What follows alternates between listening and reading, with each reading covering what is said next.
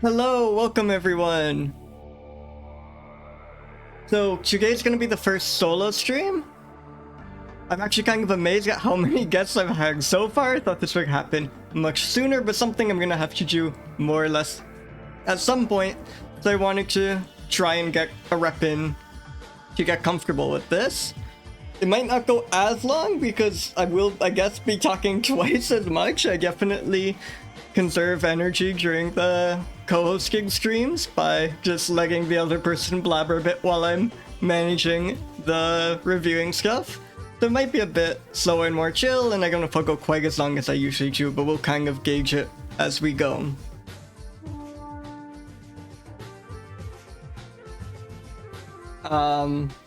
So yeah, I guess maybe I'll introduce the concept again in case there's anyone new here. The goal is to review every extant species of mammal. There's 5,416 of those. We've made it through almost 140, I guess, so far. So in about 2.5 years, we should be done the project, which is quite scary, quite daunting, but I've been having a blast. So I appreciate the time, if anything, and I do genuinely intend to do all of them. So I guess we start by choosing the criteria for these mammals, which are 4 randomly selected adjectives from the English language. Let's spin the first one.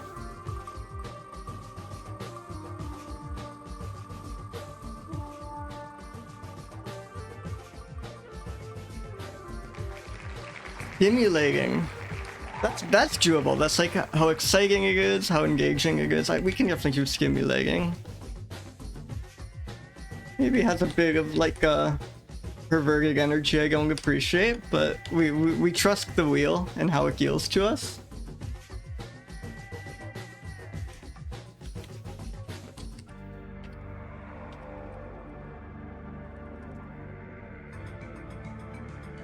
Let's roll a second adjective.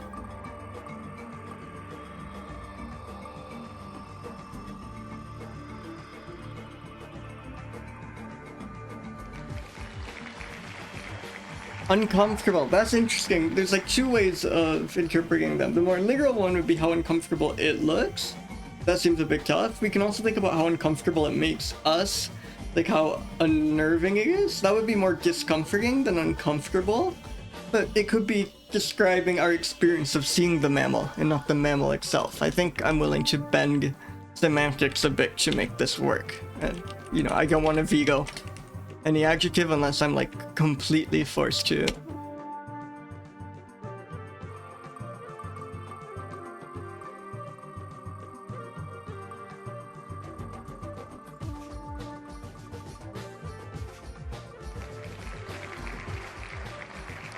Adjective 3 is weighty. Yeah, like its heft, its size. That's definitely workable. Some nice descriptive one there.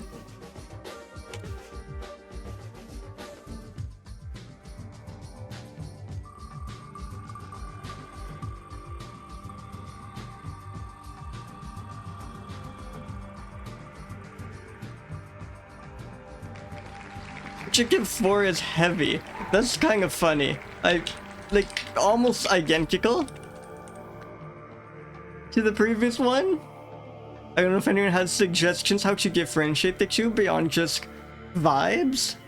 But again, I have to take faith in the wheel. I'm not re-rolling anything unless I'm absolutely compelled to. And I think we can make these work. So our spun adjectives are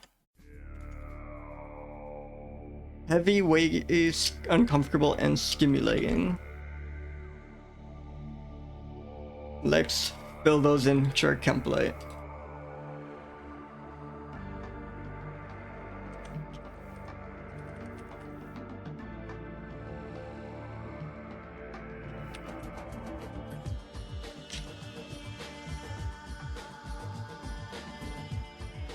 Weighty, like an idea can be weighty and an idea can be heavy, and those are slightly different concepts. So maybe that's what we have to differentiate these two on. And I also feel like weighty is more of a vibes thing, whereas heavy is more of a literal scientific thing.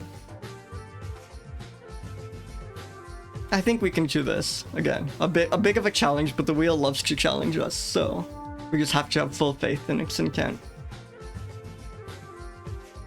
Let's spin a mammal.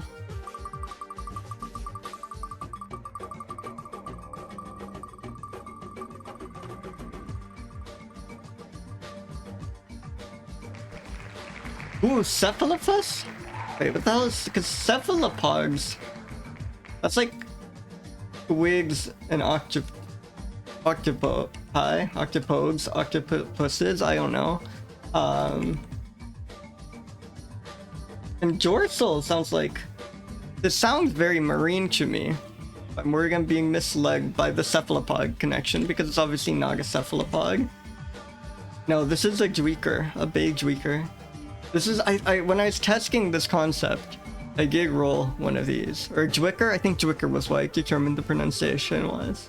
They are quite wonderful animals. They're like these. They're actually like quite closely related to the cow, I suppose. They are bovidae. Yeah, look at that. Look at that like very wet dog-like snout. That's a bit strange on a ungulate like this.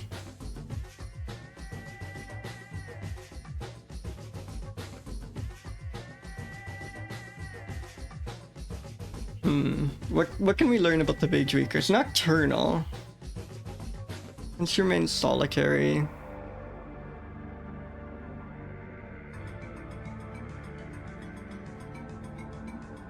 Reckoned by human settlement and agricultural expansion.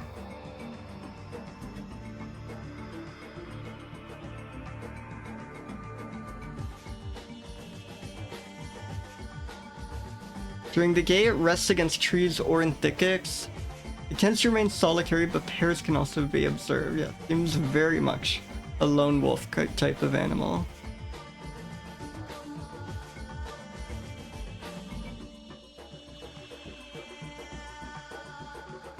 Eats wild mangoes. It sounds delicious. And cocoa pods. Very nice diet.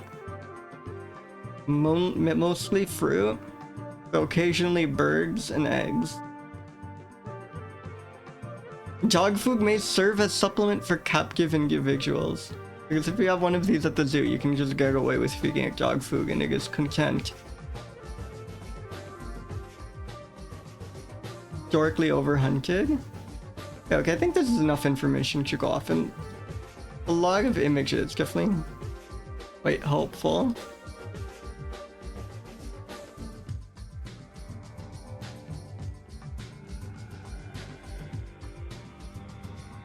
And yeah, I think I can already see the heavy waggy distinction here, because to me this is a very waggy animal, but maybe not the heaviest. Or sorry, the other way around. I think it's quite heavy, but maybe not waggy. Like, literally speaking, be hard to pick up, but also looks like quite delicate and light-footed.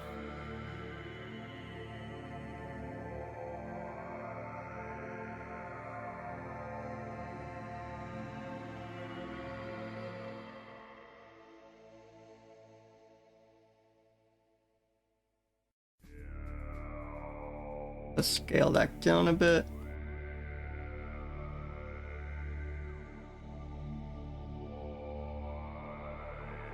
Reminder, this is the Cephalophus dorsalis, more commonly known as the bay dweeker.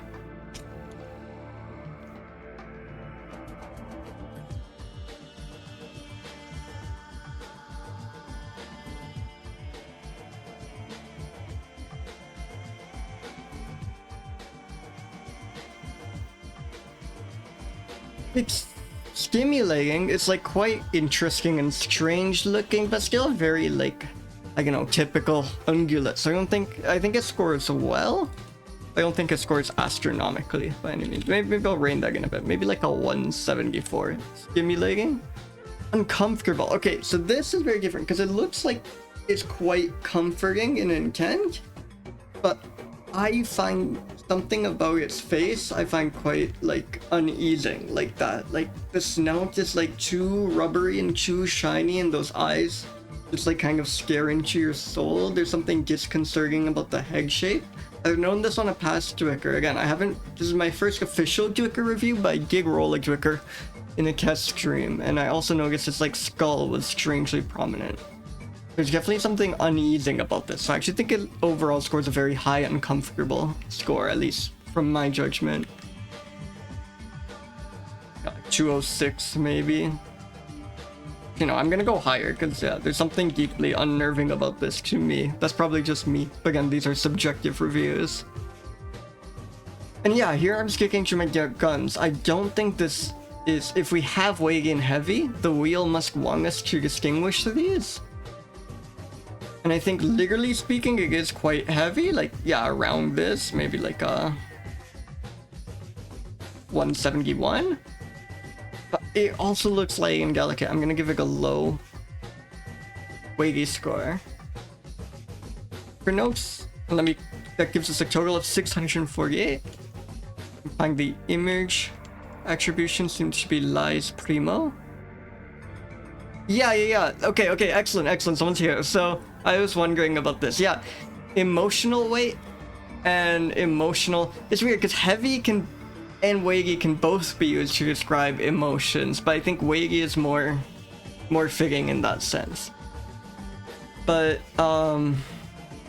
yeah, that was one consideration. Right now the consideration I'm going for is that like heavy is more literal and descriptive of its physical form, whereas weighty is more on an emotional level. Like what's the vibe of this? What essentially is it, like, you know, being pulled down? And to me this thing looks very like delicate and light on its feet, so even though it's literally heavy and gets a high score there, I think it's like kind of a wash for weightiness. But I will be, yeah, I'd be happy to entertain more ideas because it's obviously a weird pair of categories to roll, so I don't know exactly what to go with.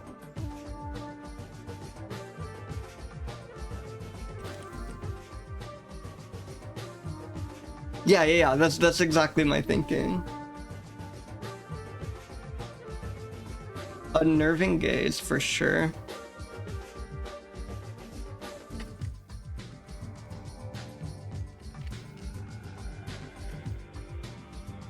And yeah, I think my like some of my favorite moments on this stream is like when I discover a whole new class of animal exists. Because sometimes you run into like a mouse with a strange name, but that's not surprising.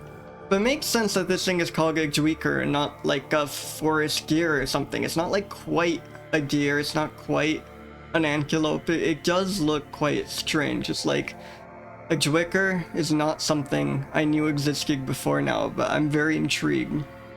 Or before this stream project, I guess. But it's yeah, a new type of animal, which is always quite fun. I think that about summarizes how I feel about the bay duiker. Yeah, forest tweaker.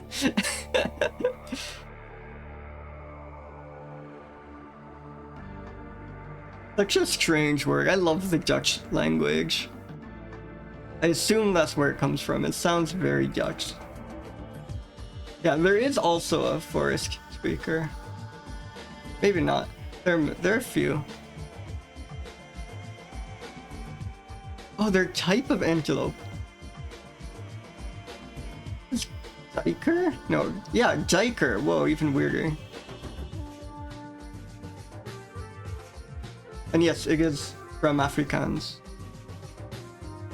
Strange language. I think that about summarizes it. Let's roll a second mammal.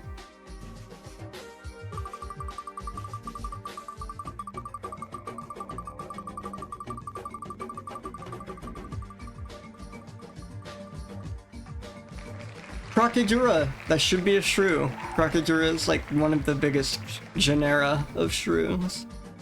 I think we're getting, yeah, this is a nice shrew spell we've been on lately, I feel.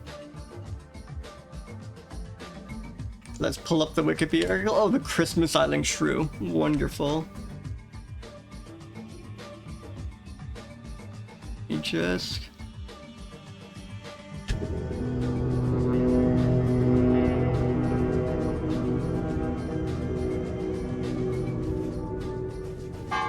Beautiful. Let's learn about the Christmas Island shrew, shall we? Distinct pointed muzzle? Yeah, let's go. Love a shrew.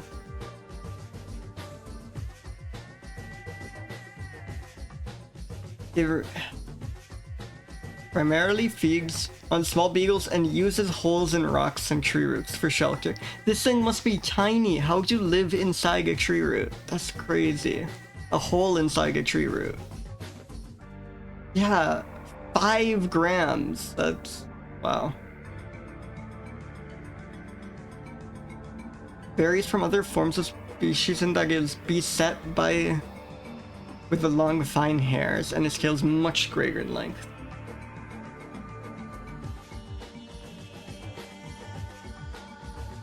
Yeah, critically endangered, jeez. It was rediscovered in 1985, and that was the first sighting in 27 years. Survey undertaken in 2000. This is another definitely extinct animal. Unconfirmed reports and got like 1998, and a survey in 2000 failed to find any.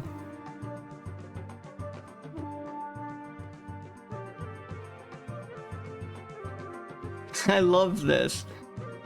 The recovery plan includes clarify the taxonomic status of the Christmas Island shrew. So stage 1, step 1 of stage 1 of the recovery plan is make sure this is actually a species and not just like bookkeeping error.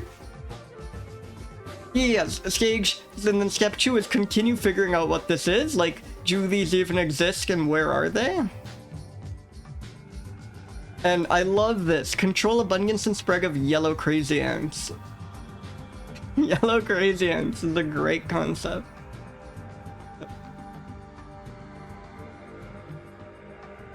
The yellow crazy ants. This is like anti-yellow crazy ant propaganda. The eradication of the yellow crazy ant is vital in order for the species to fully recover. The yellow ant is known to be extremely destructive to the ecosystem on Christmas Island, often killing land crabs, endemic reptiles, and a wide range of native invertebrates.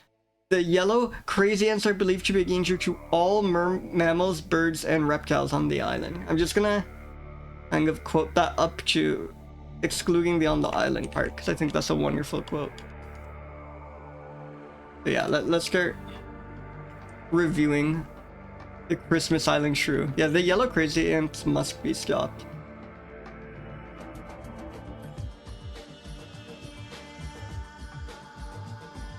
So we should be able to get an image of these, I believe, because I'm pretty sure the handbook of species of the world, of mammals of the world, is quite extensive when it comes to shrews. Oh, it looks like we might not even need that.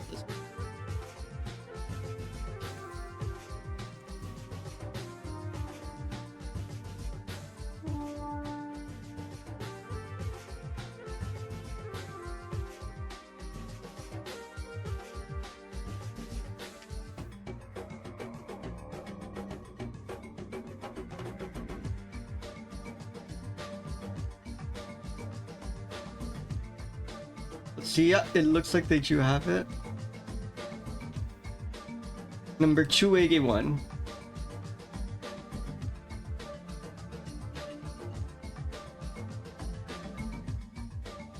Got an image of this.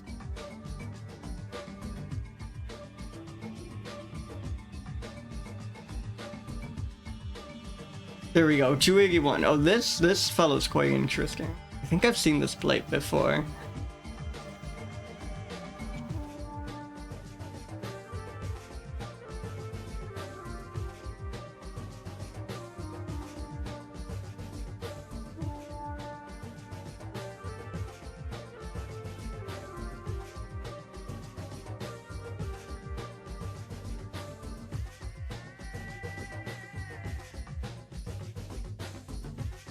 There we go, perfect.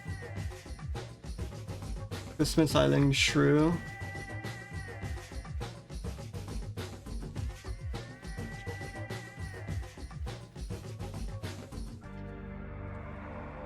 Okay, maybe this is a cop-out answer, but I feel like shrews are inherently stimulating because they make the like funny animation and sound play on this stream. Now, of course, this is extremely subjective to this stream in particular, and not a global assessment of shrews, but I don't care. That's the criteria I'm going with. I think that boosts what otherwise might be a kind of dismal stimulating score up into like the 90s. I think I'm happy giving this maybe even a 131 or something, because you know, it's a shrew. We love shrews here.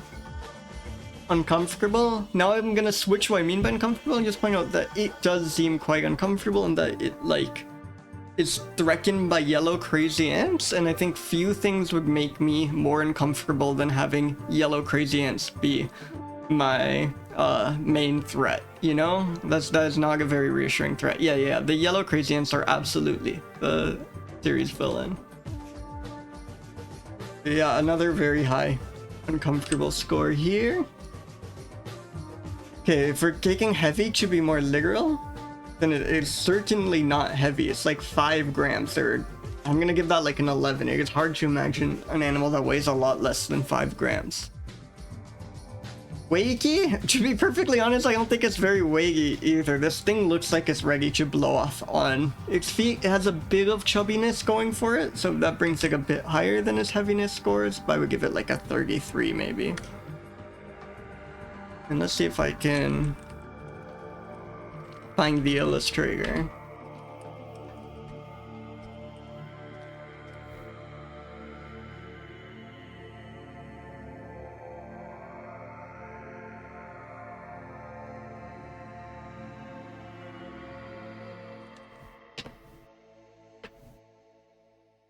It looks like the shrews are all done by Tony Lovett. Wonderful.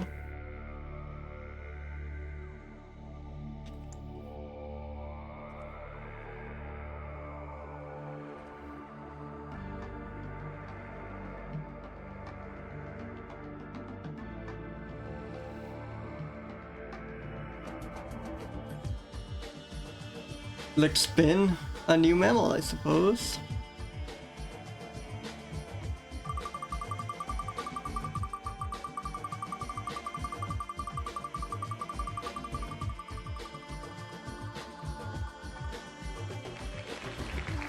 Abrothrix, really cool name. Jelskii, I have no reading on. I actually have no reading on any of these other than Thrix is interesting. Yeah, I don't know. Abro, yeah, no idea.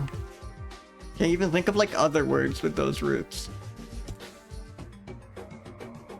Oh, it's a mouse, but it's like quite a delightful looking one. This really looks like the kind of thing someone would have as a pet. Like I can imagine this like scurrying around in a ball or something. Really nice coat, lovely big ears.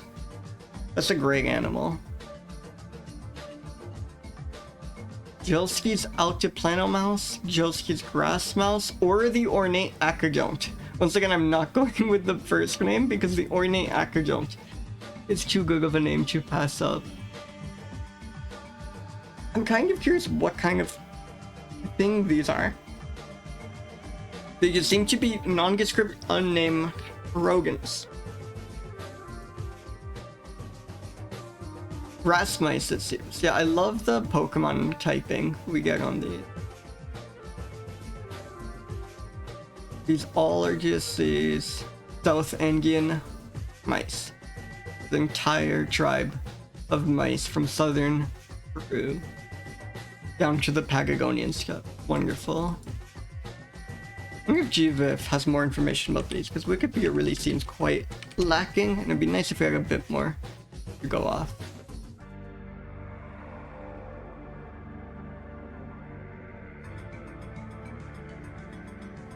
Oh, look at these images. This is like... This is so precious. Osphranter. Hey, thanks for the follow.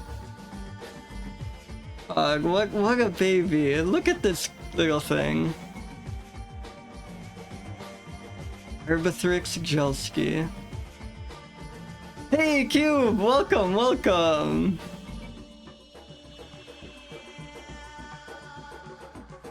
We're reviewing Well, it goes by many names, including jelski's grass mouse, but my favorite, so the one I'm going with for the sake of this stream is the ornate acadont. The delightful looking rodent.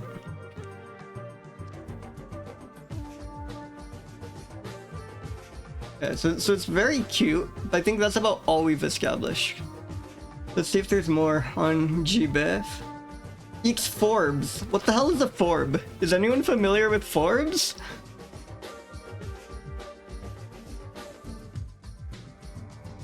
Varies in color.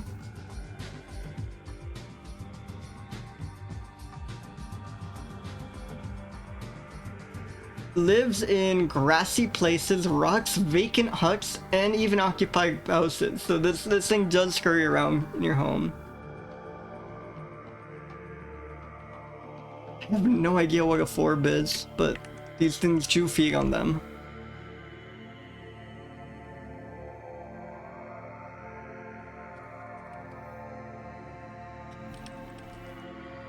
Alright, let's get reviewing. Let me get that wonderful image back.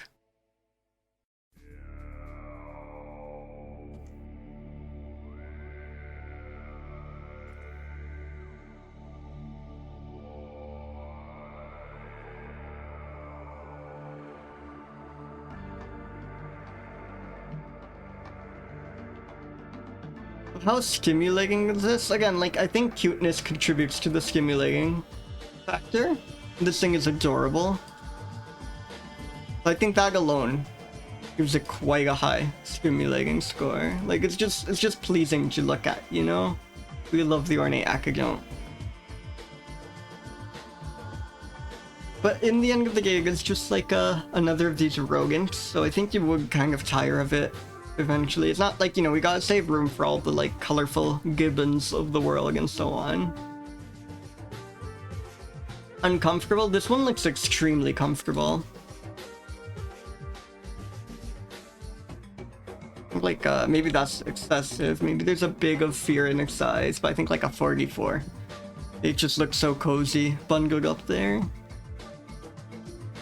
See, again, literally speaking, this thing is not heavy. Maybe a bit heavier than that shrew we just got, like 26 or something. But weightiness, this guy has some, like, I don't know, metaphorical heft to it, I think. Maybe heft is the wrong word to use, but weight, at least. It looks quite solid, so I think that does bring up its weightiness. At least to like a 71. Bring us a total of 313. Great notes. The Eeks Forbes. We don't know what they are.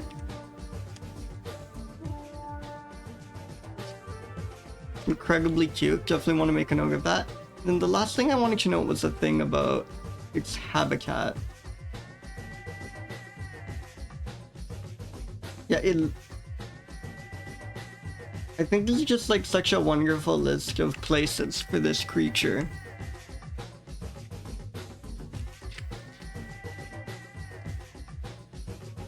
Lives in grassy places, rocks, vacant huts, and even occupied houses. This image seems to be due to Martin Vallejos. Let's get that.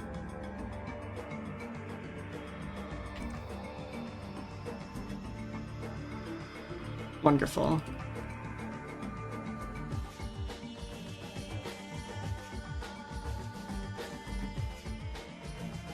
What a great creature. What a blessed being.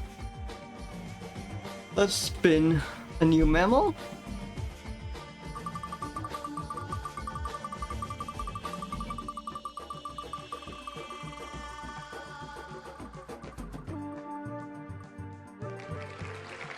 Phoniscus jagorii.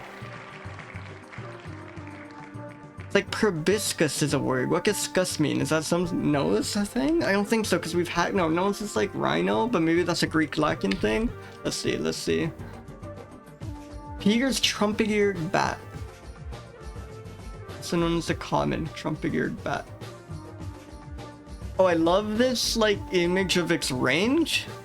because this one really looks like someone, you know, okay, they were careful with the paint bucket tool here, but they were like really in a hurry and quickly like MS Paintbrush fill in the rough spots. They were like pretty sure this is around. Like most of these range maps are like so delicately crafted. I love the energy this one has of like 30 seconds in MS Paint to fill out the range. I think that's wonderful. Or maybe this is factual. Maybe this species just has a uniquely blobby and circular range. I could believe it. The backs are also very well documented. I expect we'll see an image of this because so far most backs have had images. Oh, but this one seems like it could be an exception, I guess. The Wikipedia page was quite sparse, so maybe that's not shocking.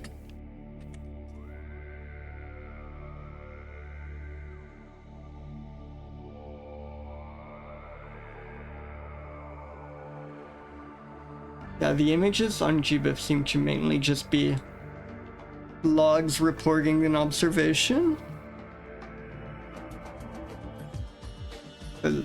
Yes, there does seem to be an illustration from the Mammal Handbook of the World, saving us once again. It's 294.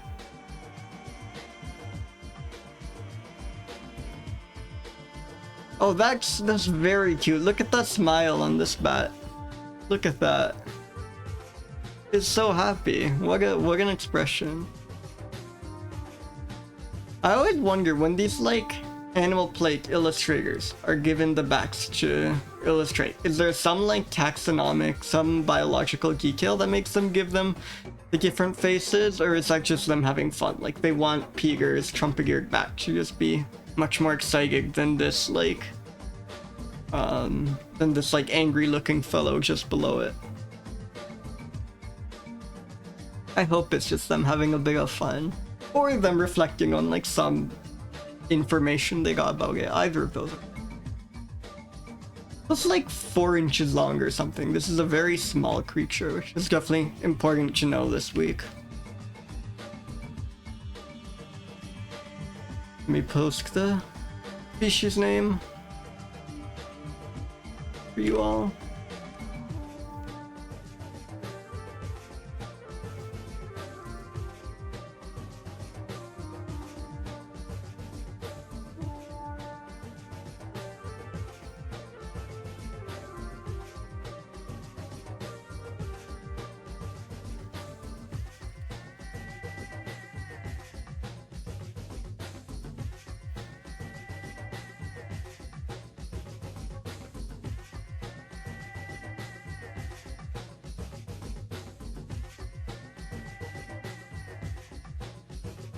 This is not the like craziest bat I've seen. It's a fairly normal looking bat, which definitely eats into the stimulating score. But the like smile brings joy in a way. And again, we said cuteness is allowed to influence it, so that brings it up. It's not as stimulating as any of the previous ones, but I think it deserves at least like a 94. It doesn't look uncomfortable at all, which is surprising because I thought backs were going to score exceptionally high because many of them have these kind of off-putting faces when you look up at them close, but this one just has an incredibly handsome and cute face. This is like, yeah, again, not uncomfortable at all. This thing is tiny in all senses. I think it scores very low in both of them. Maybe like a bit more in weighty than heavy. It has been a very low scoring day. These are not categories mammals tend to excel in by and large.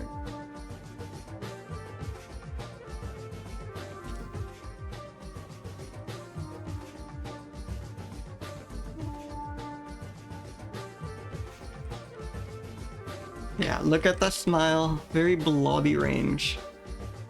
See who illustrated this. I unfortunately think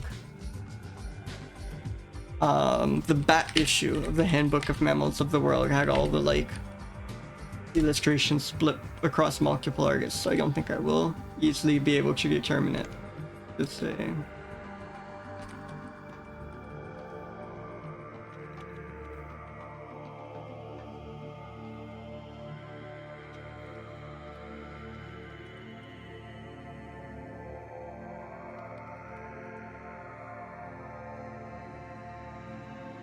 There we go.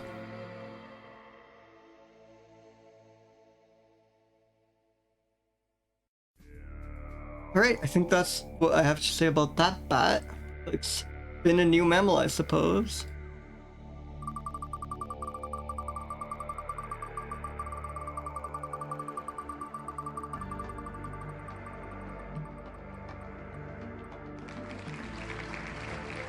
Presbytis Nactuni. All I can think of is like the Presbyterian Church. Presbyterian Church. I have no idea what Presbyterian in the Presbyterian Church name means, but maybe if I dig, I have some sense. Yeah. Creature is this? Oh, it's a monkey. That's very always wonderful to see. There's really, oh wow, this is a very exclusive monkey just to this one island. Nactuna Bizarre. There's almost like no information on the only island it is found in Wikipedia. In fact, one of the things it mentions is that this leaf monkey exists there. It was quite an exclusive monkey. We learn at least about its genus.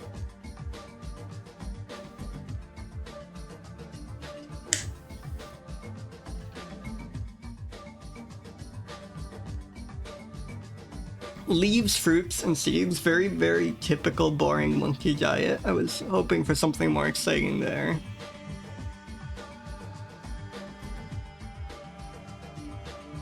Groups of up to 21. That's like quite the crowd.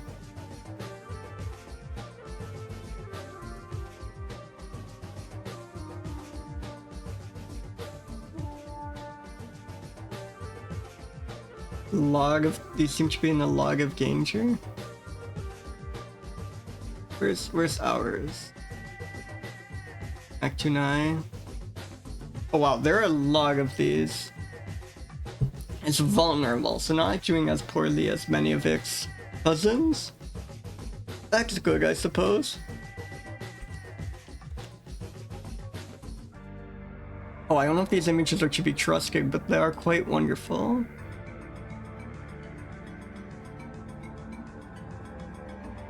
Oh, that's extremely cute. It's also like very classic monkey.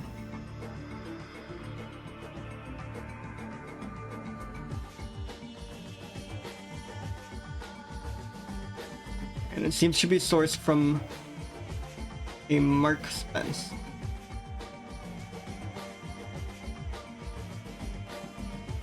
So let's get that in there.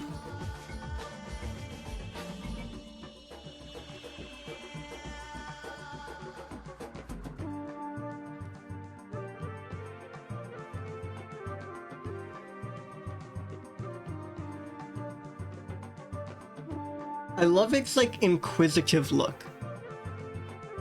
I love when an animal is like staring at me with curiosity. You know, I think that's like always wonderful to see.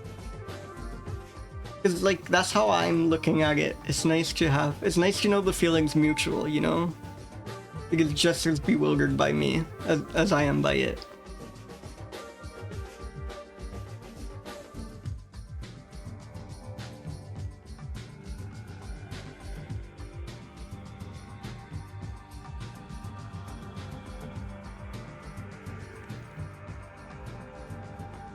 This is the Nactuna Island Surly. This thing is very stimulating. This is like such an awesome creature to see. I love monkeys. They're like the reason this project is possible, I think. There are so many monkeys, they all look different, and they're all just like wonderful, curious creatures. I think like even after this project ends, I will like continue to try and read about and learn more about monkeys. It does look a bit uncomfortable. It looks like it's a bit disturbed by something. Again, it feels rough to like judge the entire species by this one image, but that's what we have, and based off it, I have to afford it a higher uncomfortable score. It's definitely like wiggier than all the mice we've been getting. Here's another one with this split, because like on an absolute scale, this thing is like definitely hefty, it's definitely sizable, but it looks so tiny and baby that I think that brings down its like weightiness score to 76. Continuing this trend of like having heavy be the more literal interpretation of the two.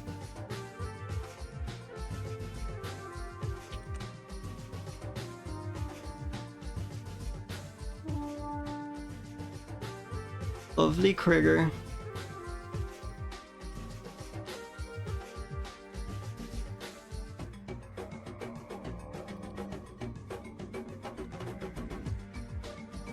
Is there any like GBIF information? I'd love to know more about its behavior. Like,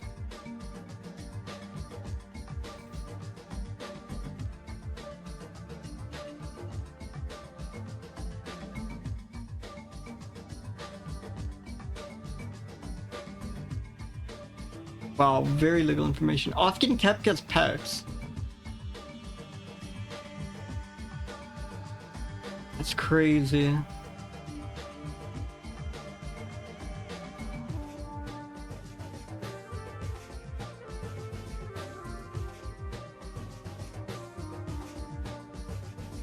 Social groups are small, averaging 3 to 5 individuals.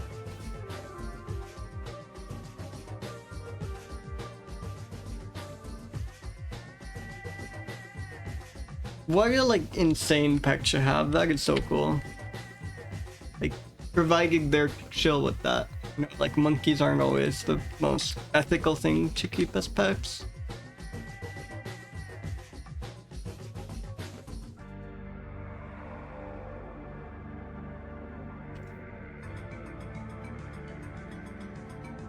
Yeah.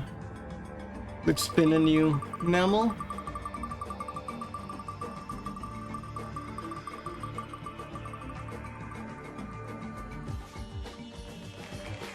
Microgale, so this is looking tiny. Gracilis. The graceful tiny wing. I think we've definitely had, I think we might have even had Microgale before. I'm guessing bat. I'm guessing small bat. Oh no. It's a shrew tenrec. Which, okay, so my criteria was you up the shrew counter as long as you're called a shrew. Regardless of whether you're like actually taxonomically a true shrew. But my view is this thing, and this has happened once before, my view is this thing is not called a shrew. This is called a tenrec, and shrew here is an adjective, like it's a particularly shrewish tenrec. So as much as I'd love to, I don't think I can in good faith increment the shrew counter on the Grey Sow shrew tenrec. We have an image, not on a naturalist. On tenrec resources, too. Yes, wonderful. What a bizarre looking creature. It's definitely shrew-like, shrew adjacent. Like it's like tenrec.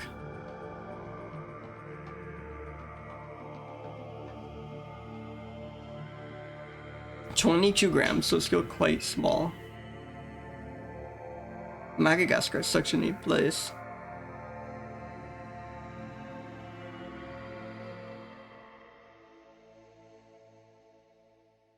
Really curious about this like tenrec jagorii website.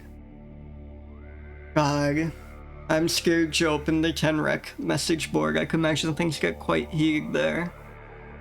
Let's read more about what are tenrecs.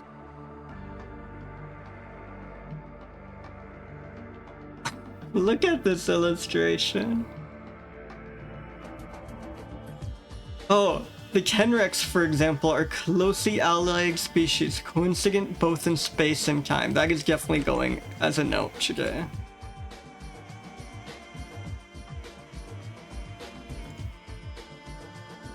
They have extraordinary mammals.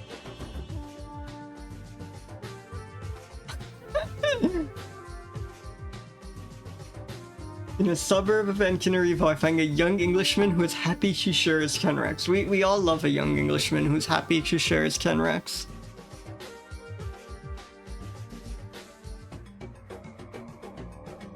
This is great. This is from a textbook, but it's just this like long rambling anecdote about this guy visiting some tenrec collector in Madagascar. That is beautiful.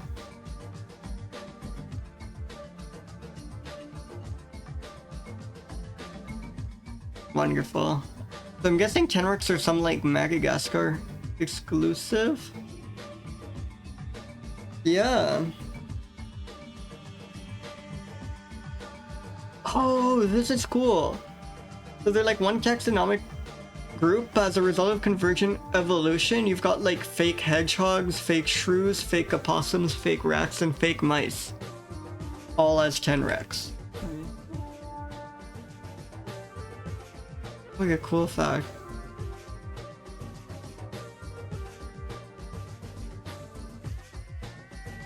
Also awesome image here. I think we've had tenrecs yet. These are like really neat.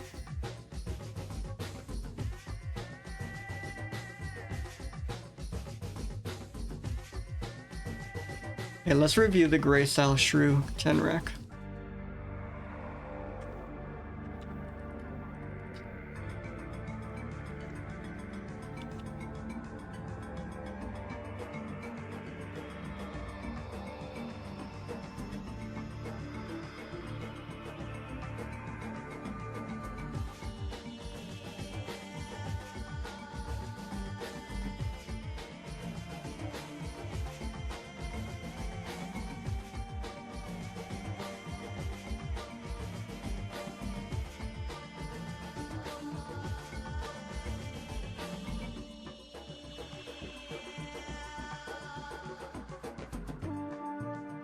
Does image come with attribution?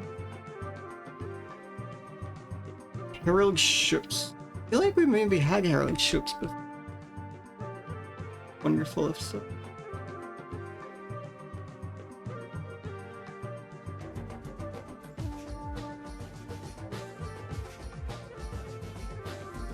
Now, I always hate being mean to these animals, but this thing, it's strange, which stops it from completely bottoming out here, but it is not a very stimulating creature to me. This is just a guy.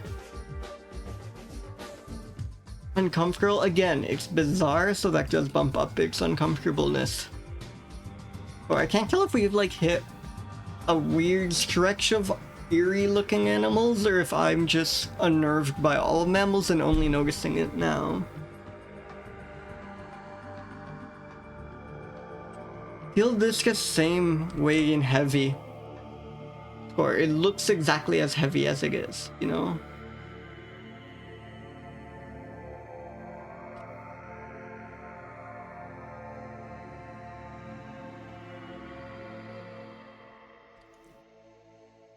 First tenrec, I think.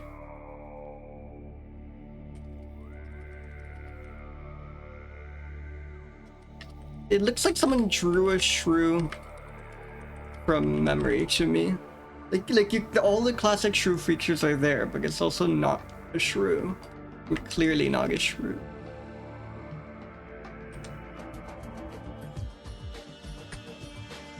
Or is it 244?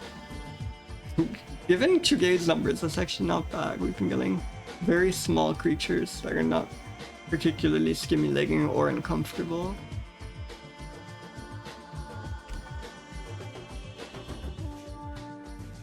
Let's roll another mammal.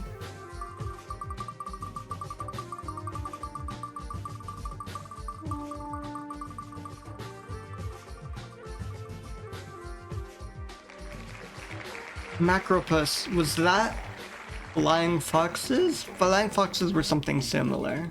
We've definitely had a macropus before. I think it was something else. I think macropus is something else. Holy moly, we have not had a macropus before.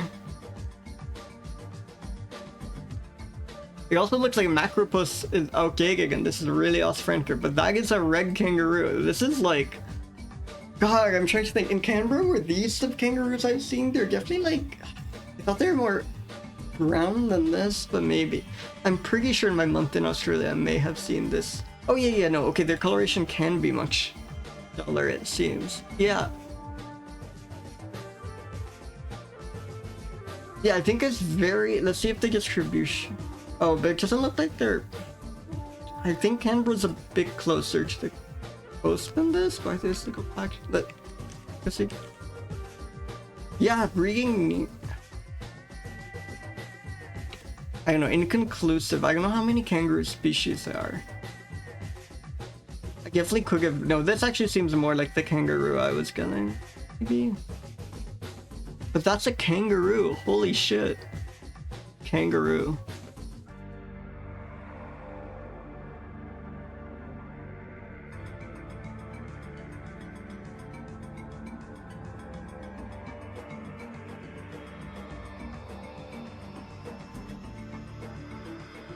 They fight? That's like a classic kangaroo thing.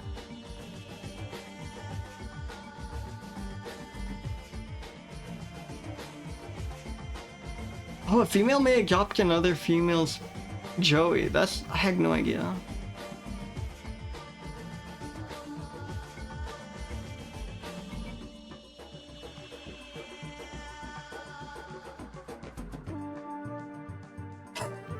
What a wonderful thing to include. Kind of horrific, but it's very, very funny to me that they give information this precise. Peak time for kangaroo vehicle crashes are between 5 and 10 p.m. in winter and after extended dry weather spells.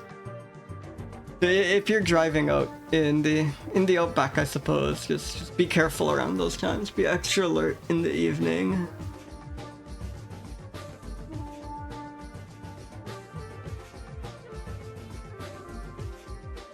Wow. What a gut.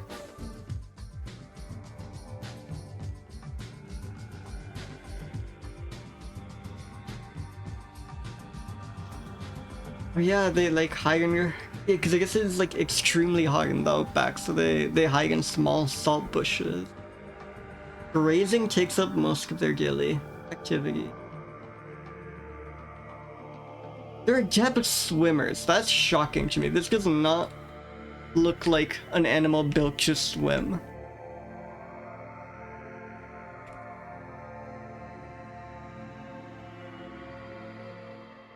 Wow. Okay, let's start reviewing this. So I must like recognize that genus name, but not from the screen.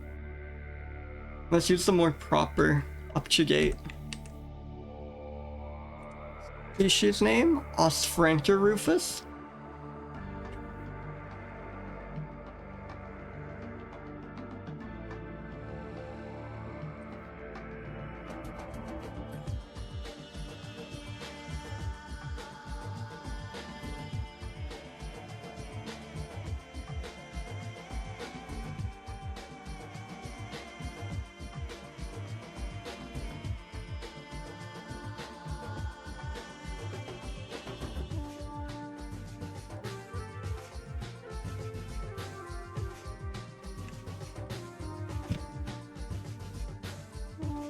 Red kangaroo. Just red kangaroo, not like the red Tasmanian kangaroo, not Humphrey's the red kangaroo, just literally red kangaroo. That's fantastic. I mean, do you even have to say anything? Just like a 240 stimulating effects. I've like already told this story like somehow multiple times on the stream just by only having been streaming for a month. But I find like kangaroos in the flesh are very off-putting creatures somehow. Like they're really cool and interesting and like splendid and majestic, but they will just like stare at you. And they have this like uncanniness to their form. So I'm gonna give it a very high uncomfortable score. Yeah, definitely weighty, definitely heavy. Like, maybe like... Because they're so agile, I want to say that like weightiness is less than their heaviness. Like they look so light on their feet and such. Their vibe isn't quite as heavy as they actually are, because they're like kind of... They are very big. Maybe something like that. That's an extremely high score, Chie. Wow. I mean, it's a red kangaroo, what can I say? just love describing as their daily activities. It's so cute.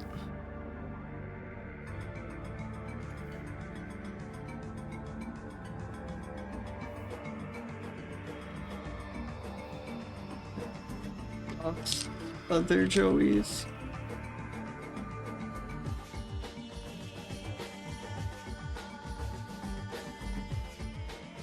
God, this gotta be.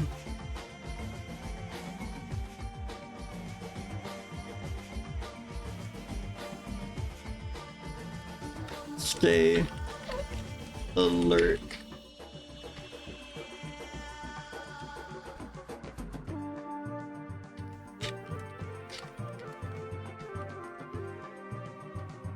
Yeah, gotta have this very important warning in there. Who is this image Q2? Leg scapholos. Wow, awesome gut. I'm very happy about that.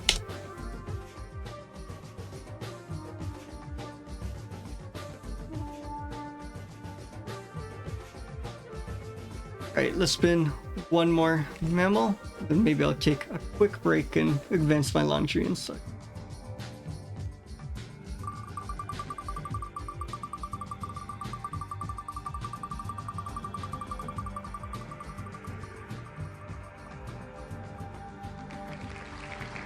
Whoa, tarot, wing, some kind of bag, almost certainly.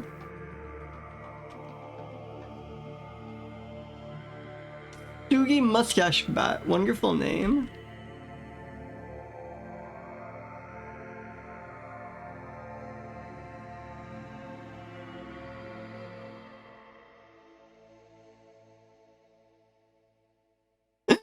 Based on the testicular size, mating begins in January and most females are pregnant in May. That is such a funny way of determining this, but I guess it works.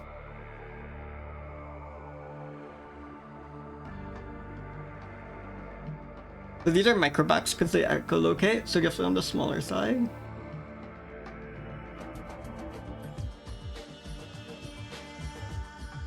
They call out a nice 81, 84 kilohertz frequency.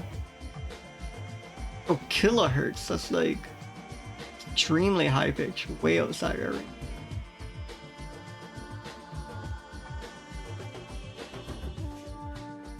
They roost almost exclusively in caves and one of the most common bats in Cuba and Puerto Rico. So surprising Wikipedia doesn't have an image, but we should have no issue finding one, I imagine. Oh, that's quite good. It does have a bit more of that like disturbing bat face I was talking about before, but it is cute nonetheless.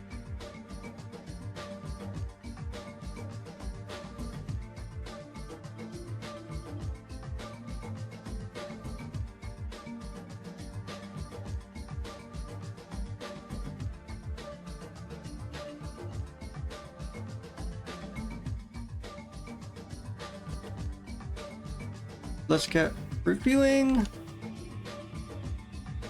images from Diomegea Exulans Lee.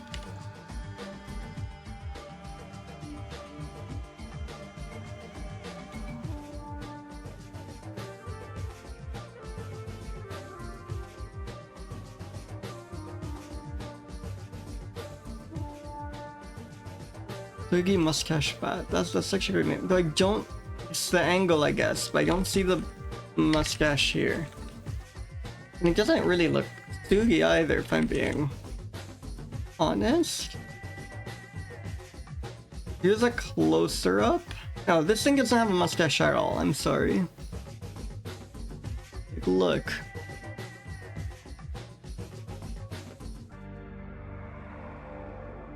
We are being misled. This thing has no mustache. Also not that Sugi. Awful name. Very misleading.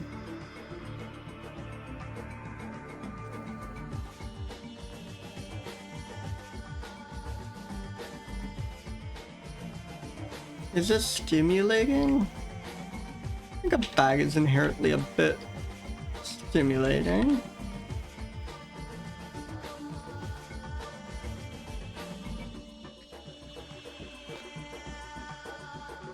not very, this is a very like typical bat. It's a funny shape, I'll give it that. It's like kind of more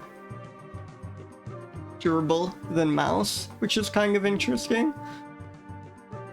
I think that could bring up to like a 71. It's a bit, I think it's like middle of the road and comfortable, because there is again something strange about his face, but other than that it's like quite cute. And like bats are just a bit unsettling, I suppose.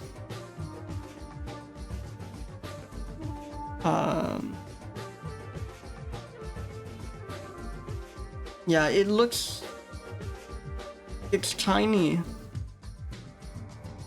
It has some like weight to it, like it has a bit of a chubby thing going on, so I think that scores a bit higher. Recompute the score, and we're very much back to earth with that 267.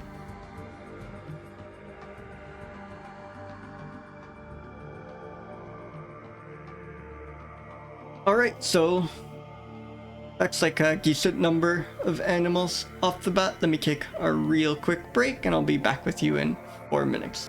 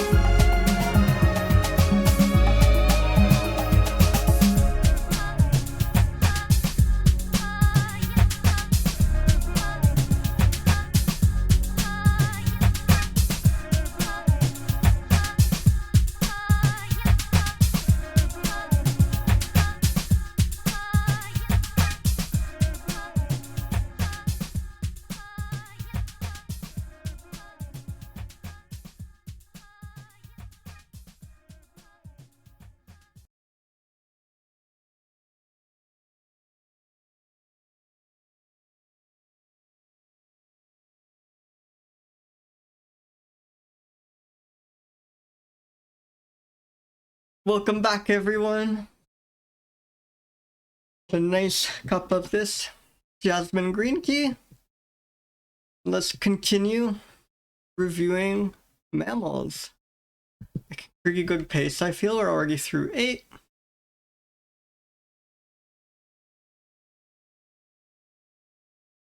Let's roll our next one.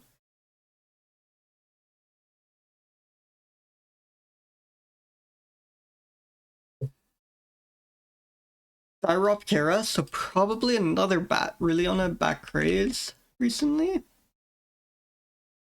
Lavalley, I have no idea. Disc-wing bat, that's curious. It is poorly studied but believed to be rare. Another like hastily drawn range map, but like a bit less goofy than the previous.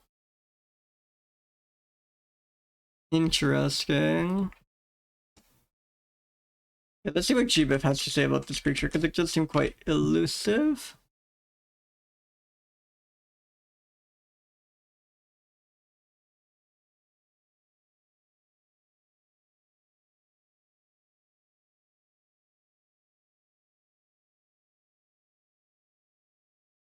One female Laval's disc-wing bat was pregnant in October. That is how desperate they are for information on this. We know a single one in northeastern Ecuador was pregnant in October.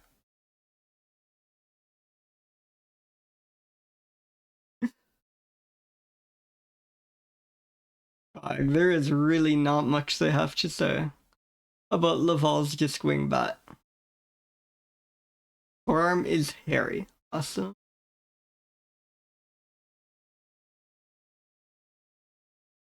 Insectivorous is all they have to say about feeding. This is barely existent.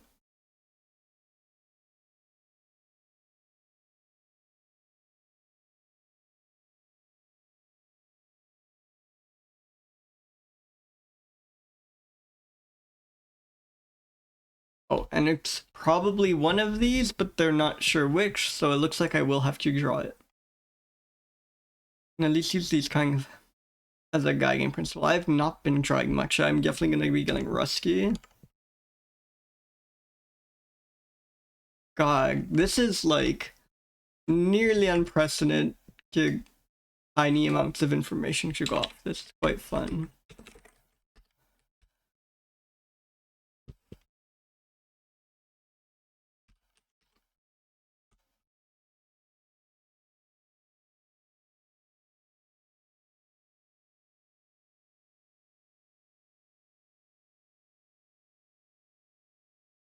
Let's take a stab at this.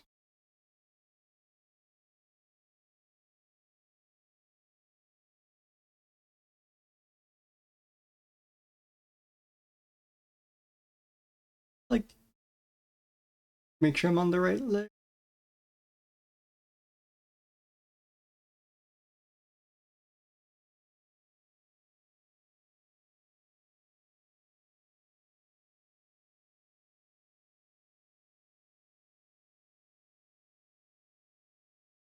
Backs are so hard to draw. I like taught myself the technique. I don't know, a couple weeks ago, but then thanks to GBIF, I haven't actually drawn any, so I like immediately forgot what it was. I think this looks vaguely bat-like. Okay, now it looks like a manta ray.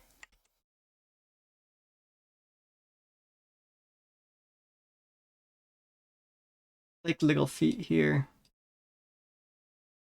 Here. Their little hands look like that. Perfect. This definitely looks like a bat. If there's one thing you think when you see this, you think that. There's no question there.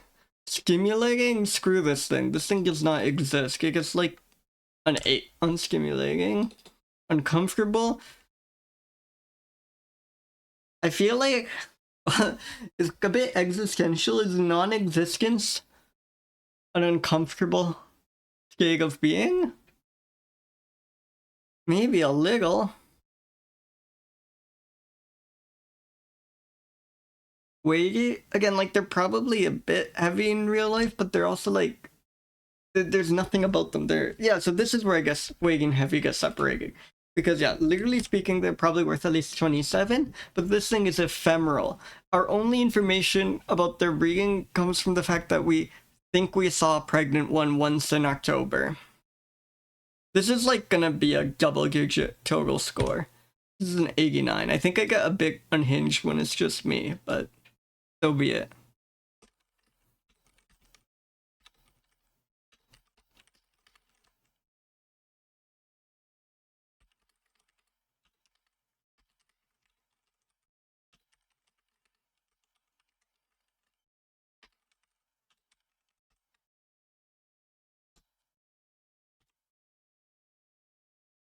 Yeah, this is like, it even says like we think they're rare, but no one's like bothered to check. This is just like, you know, like whoever was doing the grand bat survey of the world just kind of skipped this one, and as a result we know nothing about it.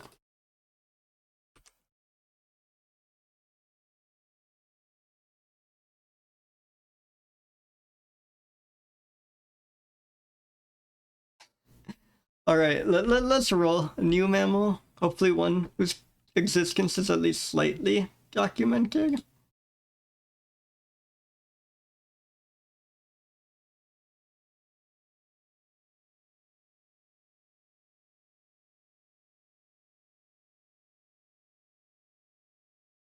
The insular is something or another, but I love describing animals as insular.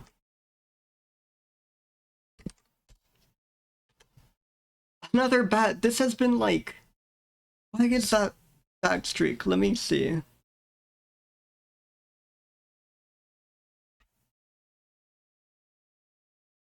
So, of the last 5, including this one, 4 of them have been bats. That's quite spectacular. But we used to think this was just a subspecies of the northern yellow bat, but we've decided to make it its own species. The northern yellow bat seems like quite an iconic animal. Like, look at that range. Look at detail. But the Cuban yellow bat do not have a photo of. We at least have a GBIF.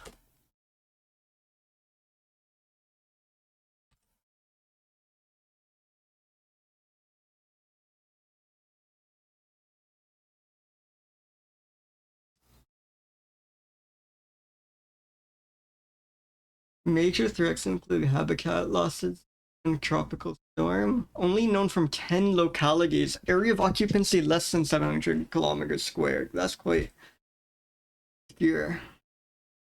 The brain case is slightly wider than high. Awesome.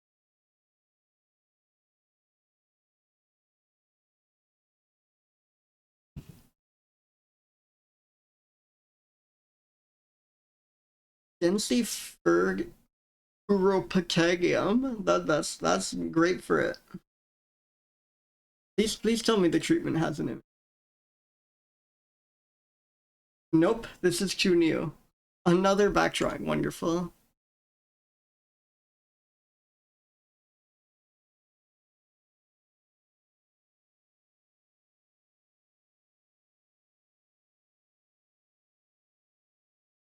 I guess I drew up this back drawing already. Maybe I can just kind of recolor it. Dark bases and golden yellowish to reddish brown tips. Okay. I can do that.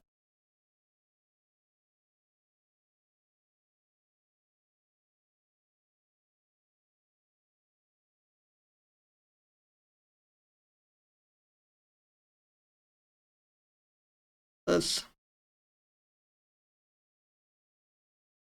yeah, something like a reddish gold for the tip.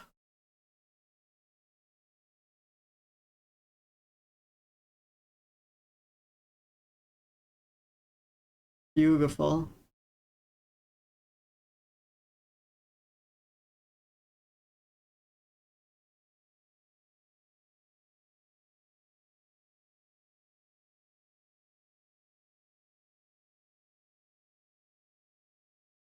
This thing was called Cuban yellow bag, of course.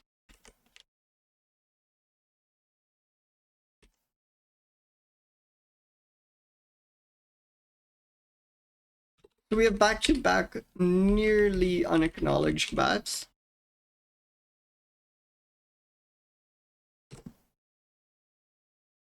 This one at least seems... Oh, jelskii even? No, yeah, this one seems like it's underdocumented purely as a result of previously being classified just as a subspecies and only recently-ish being discovered to be its own species, but we know a lot about the yellow bat. So that's not the end of the world. And I don't see this being very uncomfortable. And I think it's a similar amount of heaviness, but a bit more weight than the previous one. Like, maybe even 21.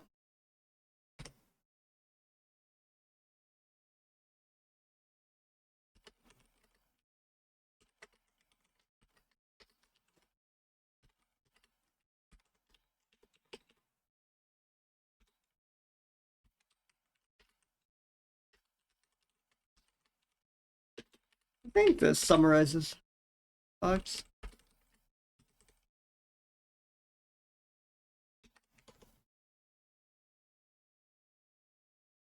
And the hag, what was it? Hag furry. Oh yeah. Furry ropacagium, of course.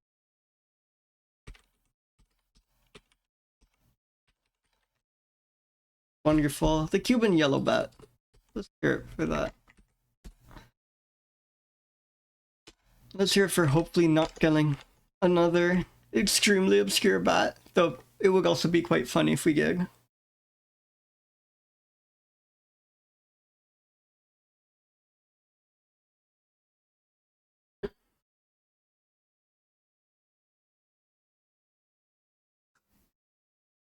Ooh, it's a king of something. The Skooky Sorex. Wait, no, Sorex is a word. We've had Sorex before. Is this another shrew? I feel like Sorex might have been shrew. Samarini. Huh.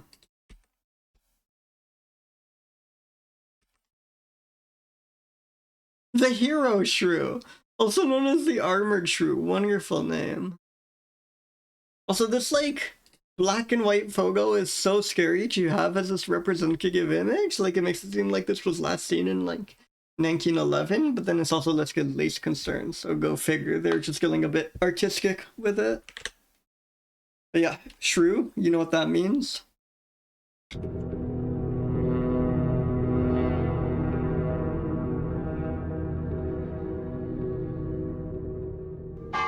10th shrew, that's kind of monumental. Highly unusual spinal column. What the hell does that mean? Corrugated interlocking vertebrae. Whoa. Huge. What the hell? This unique adaptation allows animals to bear a huge amount of weight on its back. 159 pounds? This thing can carry 159 pounds on its back. Like, a skinny or short person could ride on this thing. That's fucked up. That's insane. No wonder it's the Hero Shrew.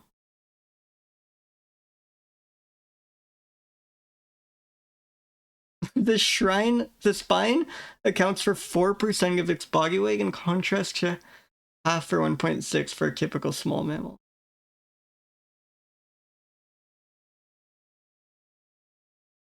No, that's literally what happened.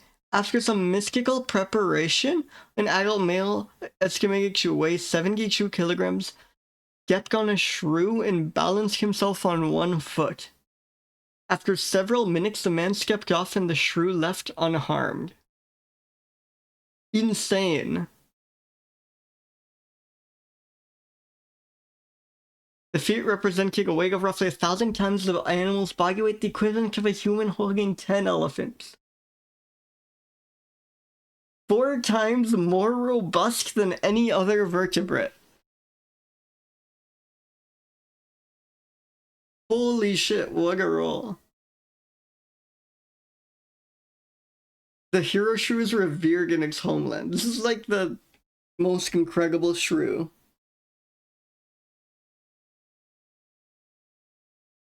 Local medicine men use the shrew to create a medicine said to provide courage and protection from injury during battle. Holy shit.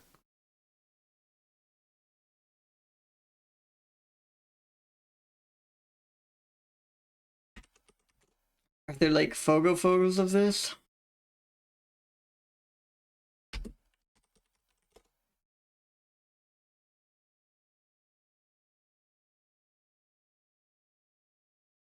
None on a naturalist. I guess we can just go with this black and white. It kind of adds to the legendary status of this thing.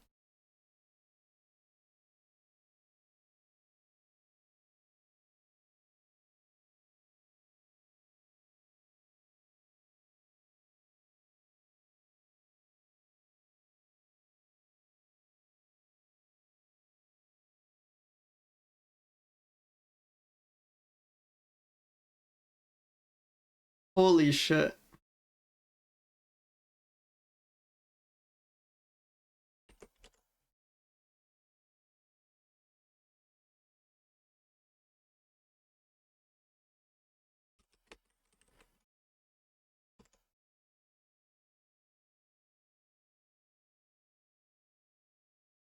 Stimulating, so this is where you go, like, had I not read the Wikipedia and just saw this, I'd be like, yeah, it's a shrew, but a pretty typical looking shrew. Who cares? But no, this is like surprisingly one of the most stimulating mammals of the stream. It's the most robust mammal vertebrate by a landslide. That's insane. Uncomfortable? Like, this thing can literally have a person on its back without complaining. That's tremendous. And here I think we'll see by far the highest divergence from weight and heavy scores ever. Because this thing is not big. This thing is about 100 grams. So its heaviness score is low. Maybe a bit higher than like some of these. It seems larger than a lot of the things we've had so far, like 37. But its weightiness score is like tremendous. I think it deserves like a 210 there because this thing can lift a person. That's insane.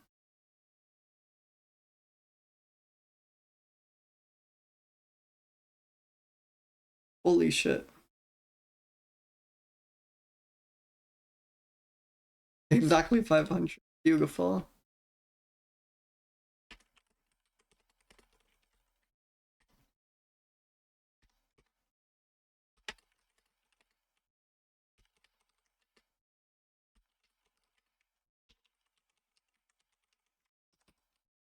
I'm gonna. God, that's the hero shrew.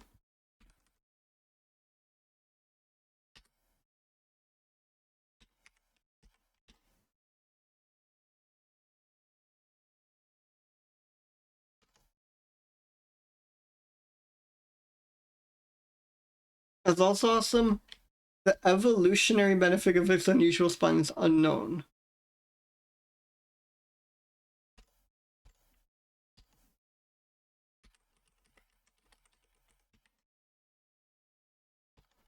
Revered by locals. Oh yeah, no, this is, I'm gonna use its wording because it's much better. Revered in its homeland.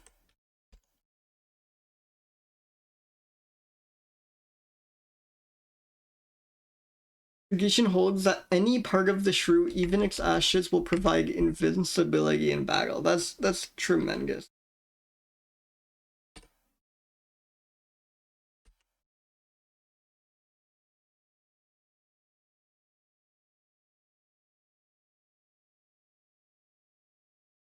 Organ species. Alright, pains makes you do so, but it's time to roll new animal. Nothing is living up to that. I don't care if I get like human now. Like, it's the most tremendous thing I've ever learned. They may use their exceptional spines to lever logs or dead palm leaves. So they're like picking up trees to eat earthworms. That's like insane.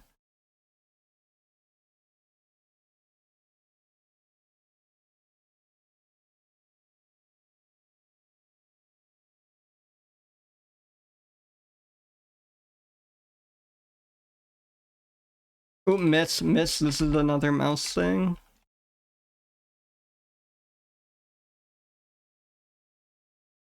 God, the hero shrew, what a creature.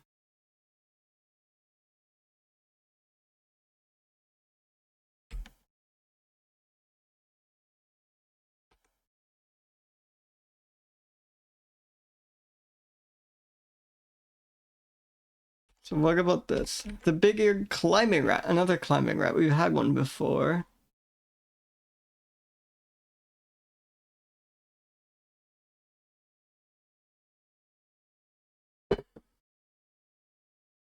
Big ears, that's cute, and big hands, which is a bit unnerving.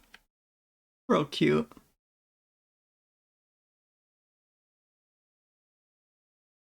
Oh, this is depressing. The gag is still incomplete. We know their dietary needs are very not well known because the big-eared climbing rats that have been successfully housed in laboratories often have their tails fall off due to malnutrition. That's so sad, but at least they're trying to figure out what they eat.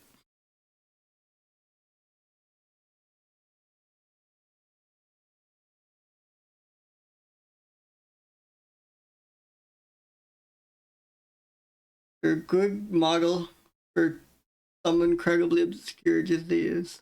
Rodent disease. Awesome.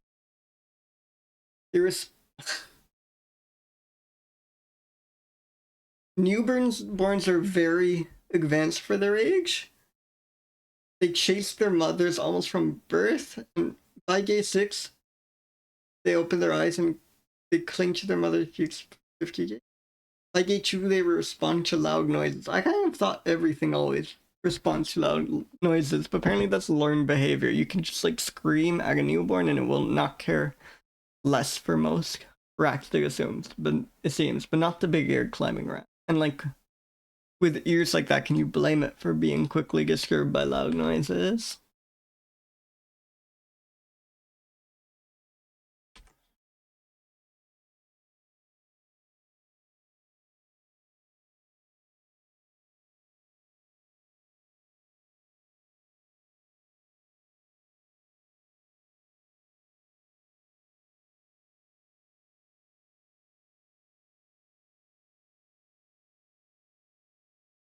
Let's get this in here.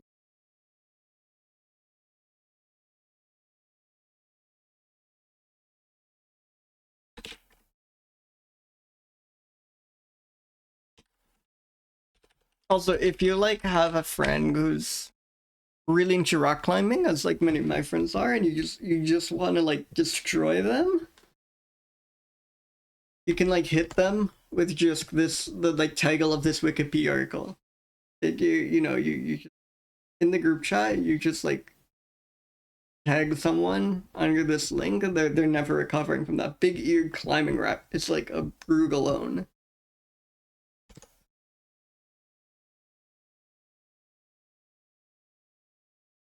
This thing is stimulating, I think. A little. I mean, it's a rodent, so maybe I shouldn't go crazy, but like, it's very strange proportions.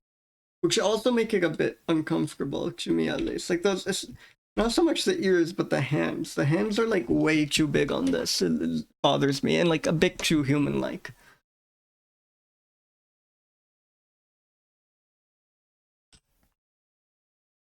This thing looks tiny.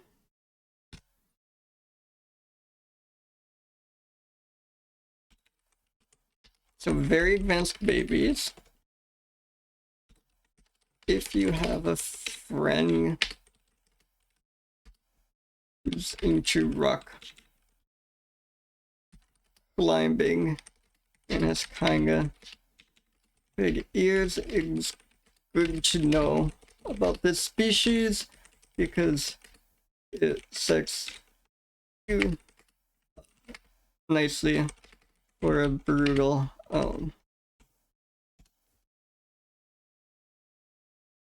Hey, Egregio, welcome. Wait, okay, this is not the mammal we're currently on, but I want to tell you a bit about the previous mammal because it is insane and everyone needs to hear about it. It's the hero shrew. So as you can see, we had a couple of shrews today. The counter is up. But the hero shrew is by far the strongest vertebrate known. Despite being tiny, like only 100 grams, and only like 3 inches, which is like about 8 centimeters long, this thing can bear the weight of like full-grown adult human. Like, we know this because it happened during an expedition in the 1910s. After some mystical preparation, an adult male estimated to weigh about 160 pounds stepped on the shrew and balanced himself on one foot. After several minutes, the man stepped off and the shrew left unharmed. These have these like incredibly unique spines that just let them like support 1,000 times its own body weight, which would be the equivalent of a human just holding 10 elephants on its back unharmed. It's like I've never heard of it. Where's this quote? Because yeah, it's apparently relative to its body size, the hero shrew's spine is roughly 4 times more robust than any other vertebrate.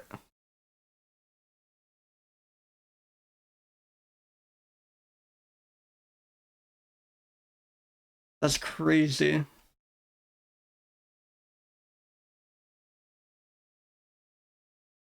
It's extremely powerful. This is the hero shrew is like the most powerful shrew I've ever seen.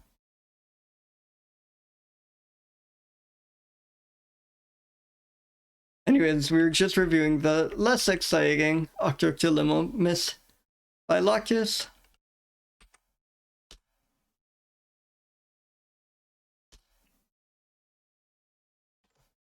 But let's roll a new mammal, because that was about done.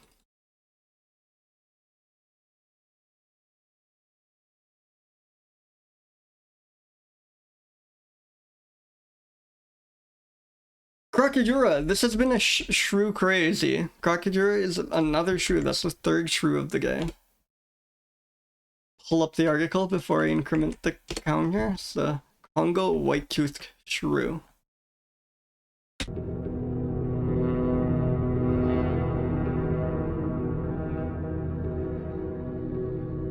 Go.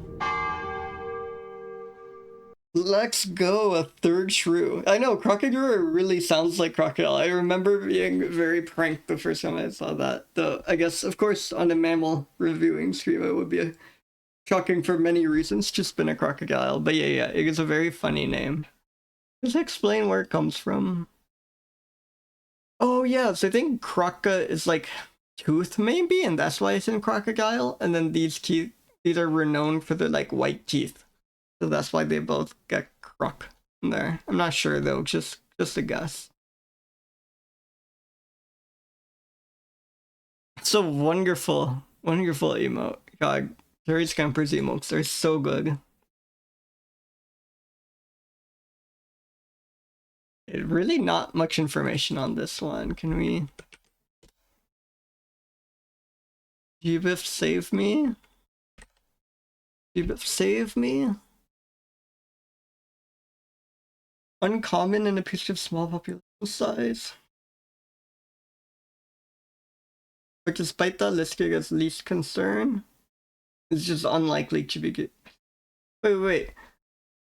The Congo white-toothed shrew is uncommon and appears to have small population sizes, and then has a wide distribution, presumably large overall population. They cannot keep their Scarius trait.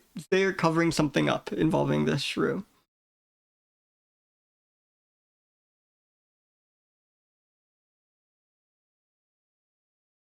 Oh.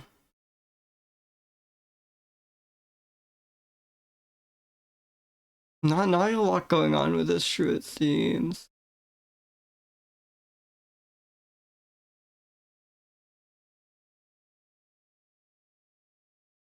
Can we get an image?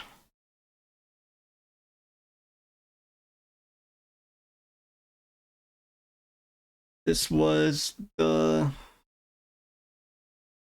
congobelgica. There we go, 417.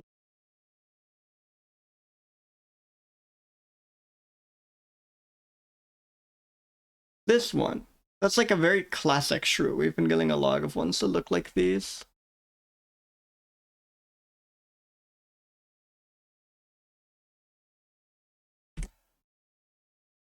Yeah, I think we're mostly going to be going off the image for this one because there really does not seem to be a ton of other documentation.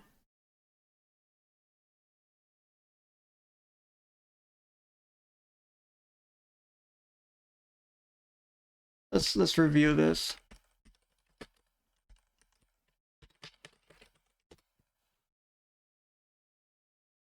The shrews we saw were, I believe, illustrated by, yeah, Tony Lobbit. Do you have an Argus credit for this one?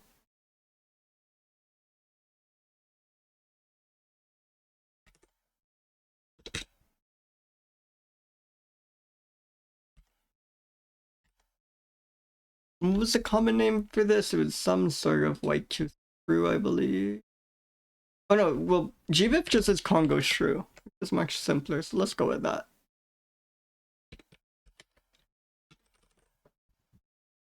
Not, again, I feel very harsh for saying this, but not particularly. I mean, okay, shrews are always stimulating. We've established this.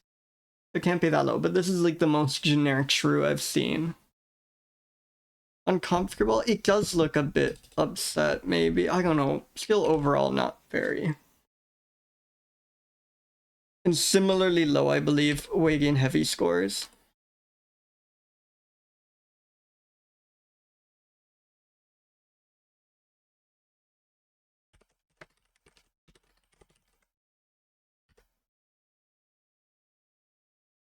Yeah, let's... Yeah, I think the big note here is that weird thing about the populations.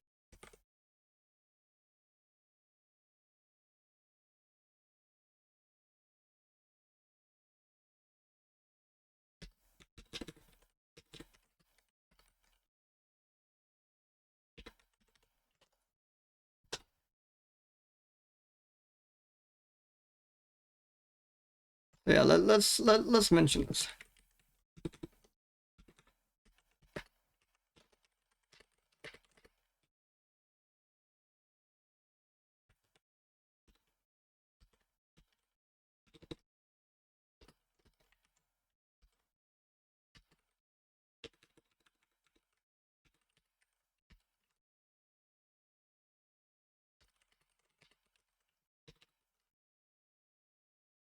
I think that's about all we have for this one. Another low score. These tiny creatures have not been excelling today, much as we love them.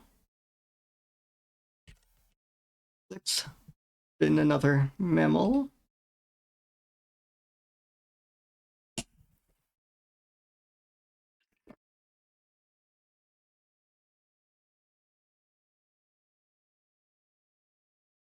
Peromyscus. Myscus could be another mouse, but the mys isn't at the end, so I don't know if I can ascribe too much weight to that. The Texas mouse, very funny name. It's found all over, like Arkansas, Kansas, Missouri, Oklahoma, and Texas.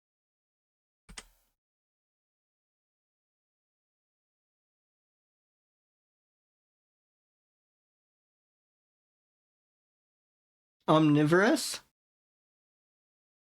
Eats berries, seeds, flowers, nuts, fruits, and insects. Oh, that's like everything I could imagine a mouse eating. Good job there.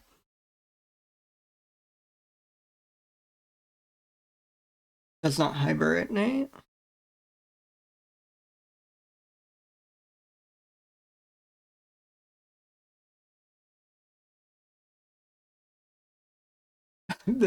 A month after the younger wean and they leave the nest to live alone.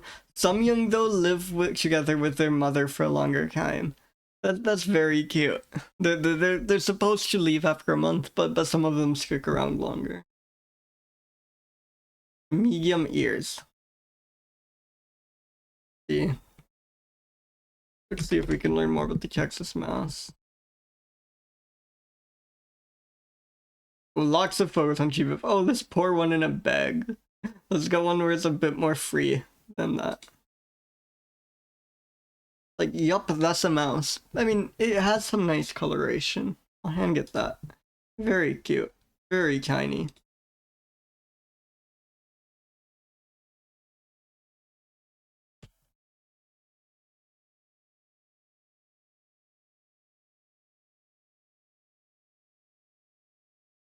And this image is from Magasong.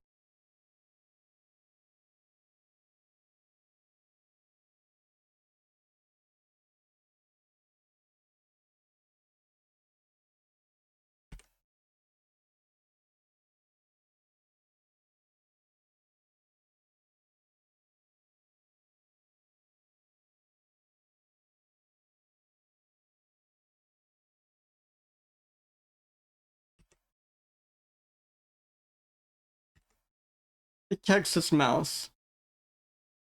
I always feel bad giving a cute creature a low stimulating score, and I think cuteness makes you a bit stimulating, so I won't be brutal, because this thing is very cute. It's just so small and timid looking.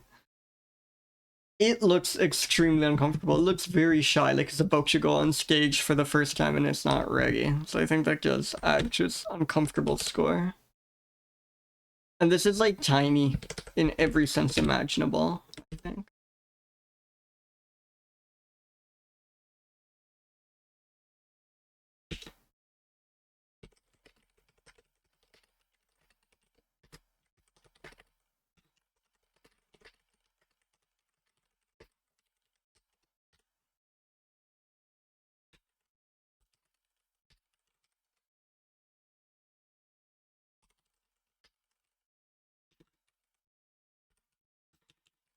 I think that summarizes my thoughts. Cute little fella, looks extremely timid. It's okay, little guy. And I don't have a ton to say about this one, aside from it being adorable.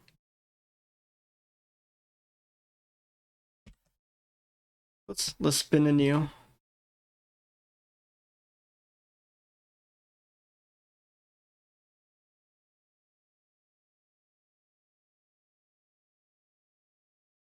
Oh, sorry, I just realized I don't have audio on for the BGM and wheel.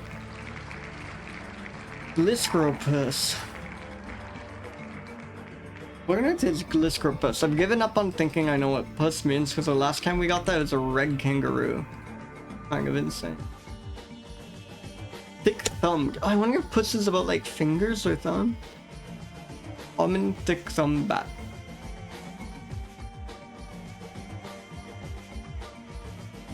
Frequently roosting in dead bamboo stalks, rock crevices, or bananas. Imagine living in a banana. That's kind of nuts.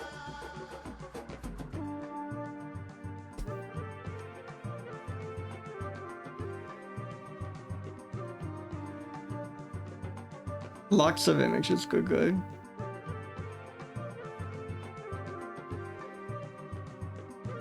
This one's higher pitched echolocation than the previous one, at least the start that goes quite low at the end. Relatively widespread but difficult to find. An elusive bat.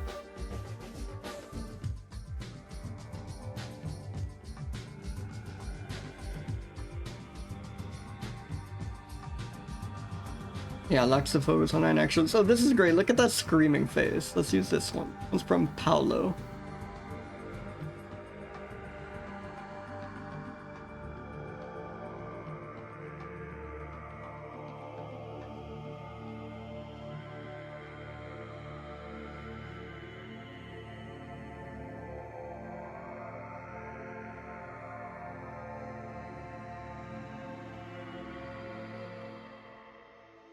I think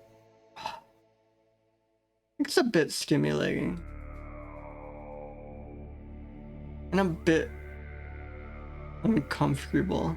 Maybe.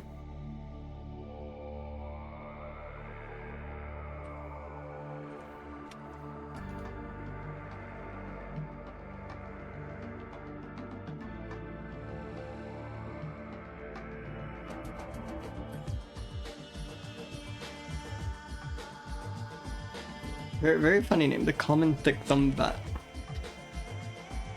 Feel we've had another thick-thumbed bat before.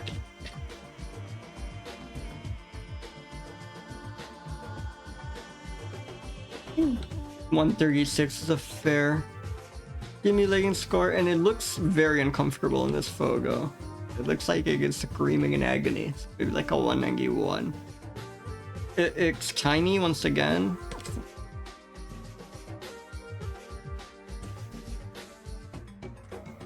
These are good.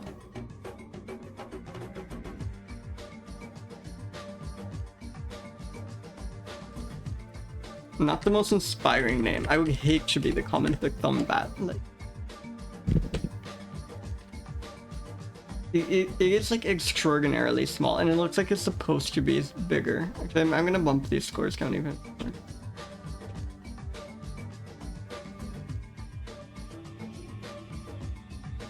What else is there? Oh yeah, they live in a banana.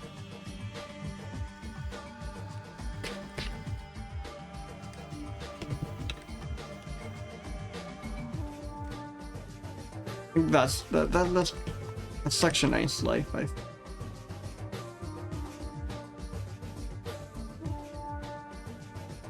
Alright, we are blazing through this, partly because we keep getting kind of unknowable mammals and mice.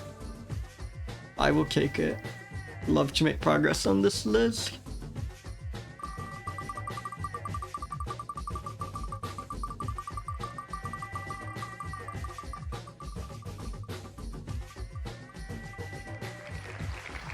Ooh, another elegans. They love describing animals as elegant, and I mean, who can blame them?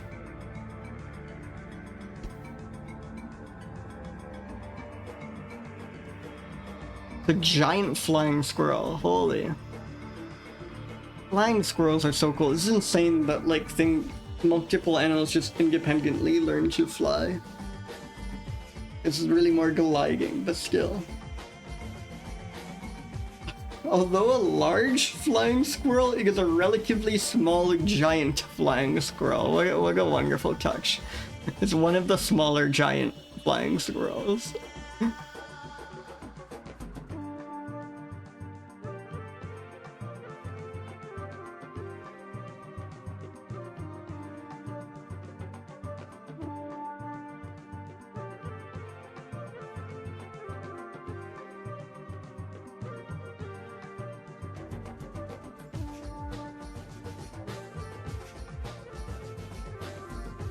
Lots of like taxonomic turmoil about these. Rather noisy species of the drawn-out cry that can be heard at night, so these things are a nuisance.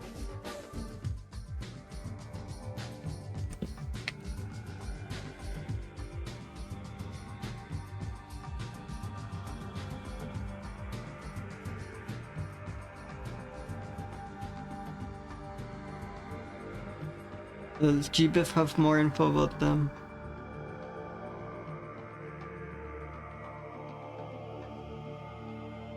One of the highest wing logings among flying squirrels, which probably requires a faster glide. Muffled whirring noises. That's kind of intriguing.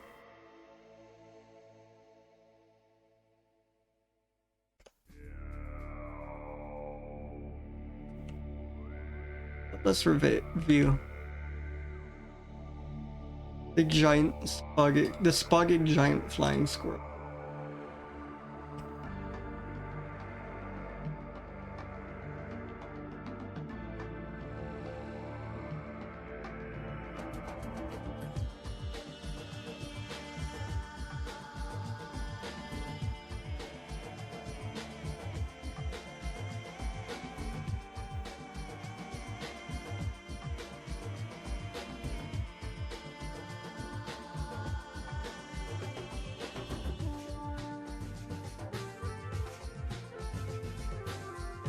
This is public domain.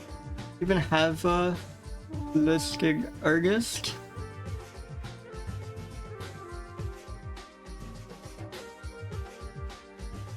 Waterhouse Hawkins, awesome. Oh, apparently the person who did this illustration was also a sculptor who made these giant 19th century dinosaur sculptures. That's quite wonderful. These are quite awesome creations. Love that for this guy. Also crazy that these are made in 19th century. This feels very like 2000s amusement park looking thing. Very ahead of its time and like making silly giant green dinosaur things. Anyways, let's get back to reviewing this bat.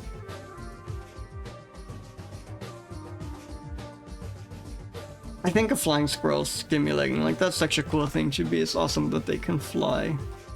I think it's not at all uncomfortable. I think it's in its element. And yeah, so you hear they get like an okay heaviness score. They get a very low weighty score because it's like gliding in the air. So the vibe they emit is very much not weighty.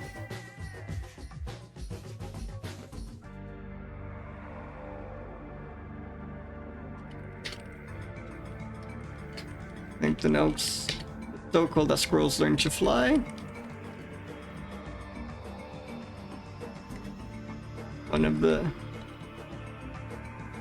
baller or small for a giant flying squirrel.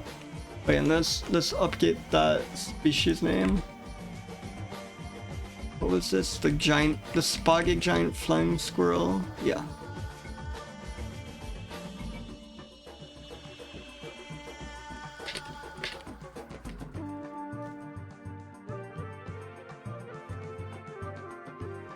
Awesome.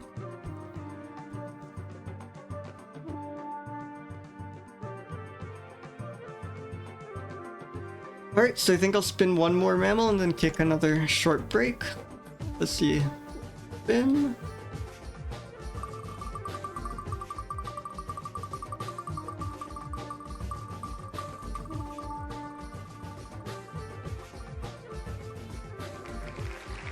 Ooh, another miss. Oh boy. Caluromys philander. Oh, it's an opossum. That is not an opossum. That thing looks like a... That thing looks so rodent-like. Like it's an opossum. The possums are marsupials, as we know. Which is crazy that we have marsupials in the New World, but just these ones. Or rather, in the Americas.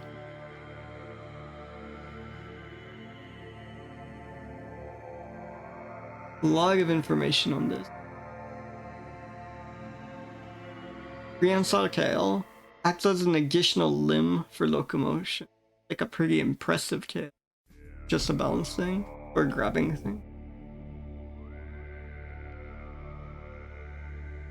Yeah, using your tail to walk is crazy.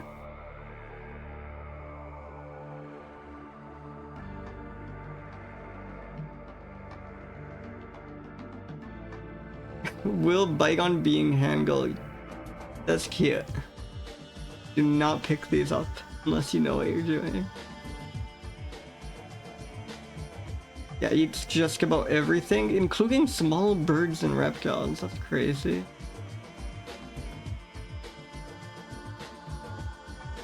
There's Jen Ebert's wonderful image of this creature.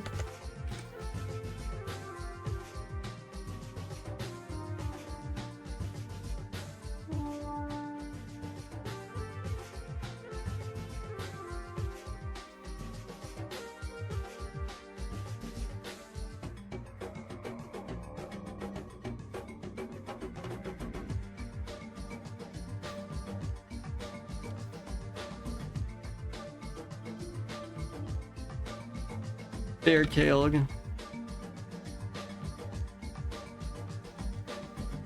Woolly opossum.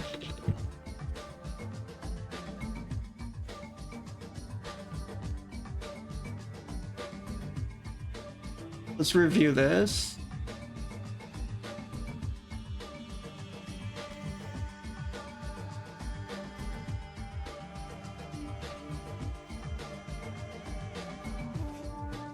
It's like, it's stimulating, but yeah, I think this deserves a slightly above average score, because it's quite a like on closer inspection, it is quite bizarre and unique. Also don't think this one's uncomfortable. Also looks like very at home to me, even if it looks a bit shy maybe. I guess I can factor that in a bit. And it's definitely small, and I think again it's like it somehow looks even smaller than it is. So even if it only gets like a 41 heavy on our scale, I think it gets like a lighter 29 wiggy. What was it that we... Oh yeah, it uses its tail to walk.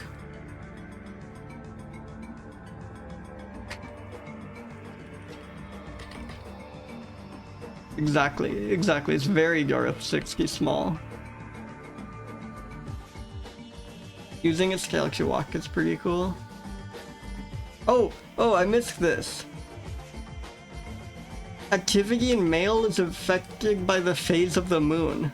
Activity in males dropped from new moon to full moon. Oh yeah, the Gao was... Okay, wait, let me go back a bit. And find the image. It was the giant... So we were learning about the spotted giant flying squirrel. And the artist who drew this picture, because I wanted to do a photo credit, was called Waterhouse Hawkins. Yes, exactly, I'm going back. Waterhouse Hawkins is apparently, despite being this like 19th century naturalist who drew all these various scientific diagrams like this, the thing he's best known for is making these like very strange giant dinosaur sculptures like this one.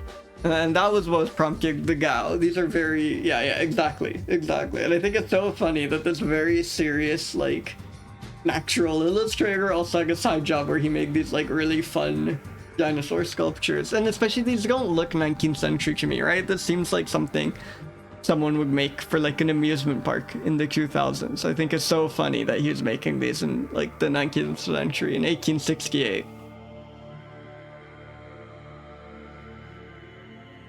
But yeah, one of the first people to try and like make a depiction of a dinosaur the way it looked like when it was alive. Very cool. So back to the bare-tailed woolly opossum. Uses its tail to walk. That was neat. And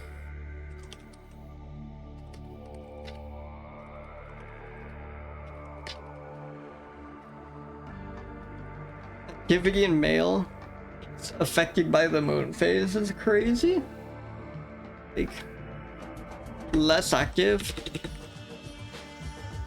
in during full moon. Like the opposite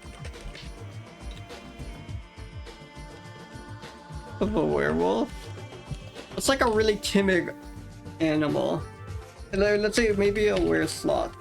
Like this could be a weresloth, and that's why it's less active during the full moon.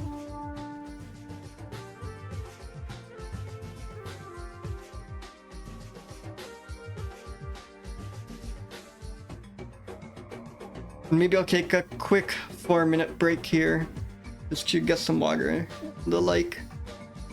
Where's Sleuth? Very good. Alright, I will.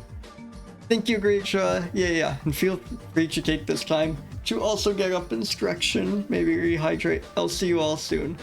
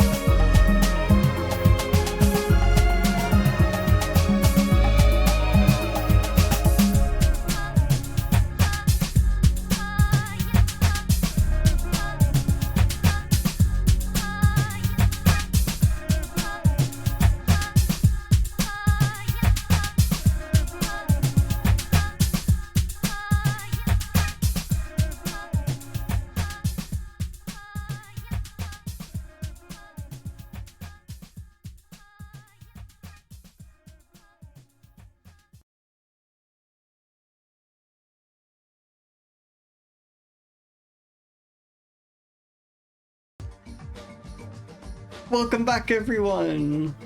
And welcome, Go-Go Gabagool Gruel Gremlin. So that was the bare-tailed woolly opossum. It's been another mammal, definitely making good speed.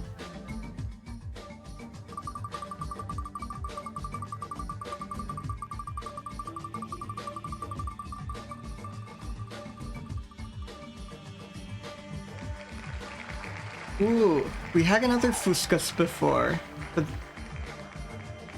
the species name is almost always a descriptor, so this probably won't be necessarily particularly related. I think the last fuscus was a bat. I don't remember which one. Maybe some. I think it might have been a flying fox, but now I'm really uncertain. Let's see what this one is, because again, the last word is just going to be some descriptor like big or tall or green or whatever, so it's probably not going to be particularly related, though this is another bat. It's a large... So first we have a small giant squirrel, now we have a large microbat. This is wonderful. Like the... I think it's a phantom toll booth that has the world's shortest giant, who is also the world's tallest dwarf, and he has both of those signs on the same. Oh, it's a wonderful book. Cucumber beagle. So you sound like the beagle I would eat if I have to eat a beagle. Big rabies thing all across North America. Wow. But only 4% are positive for rabies, even though sick backs are more likely to be submitted for testing.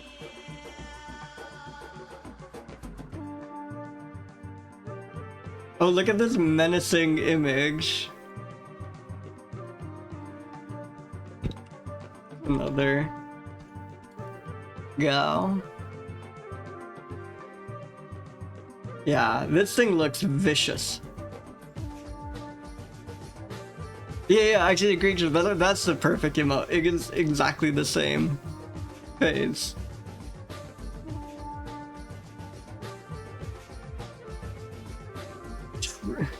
They eat all sorts of insects, including true bugs. And moths, wow. I don't want cheap viewers, I only want high quality viewers. Thank you very much, erratic symbol. Oh, I think that can even show up on your end. It was held back by Automag.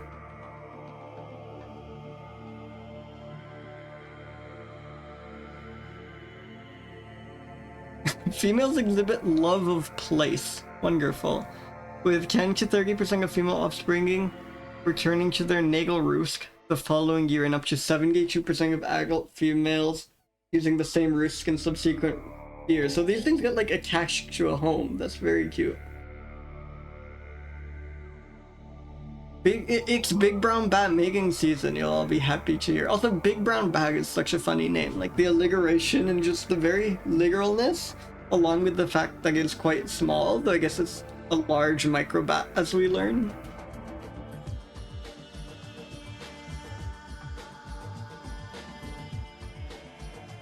Oh, look at the sleeping one. That is quite cute.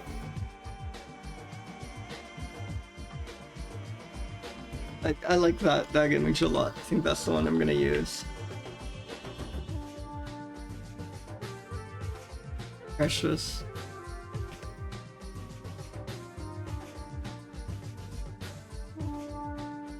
Right? Welcome, Gert. Welcome, welcome.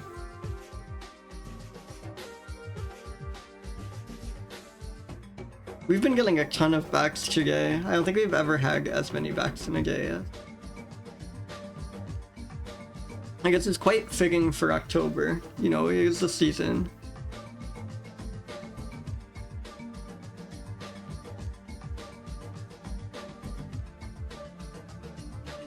Okay, was there more information about this? It seems like things are quite well documented, so we shouldn't let that go to waste.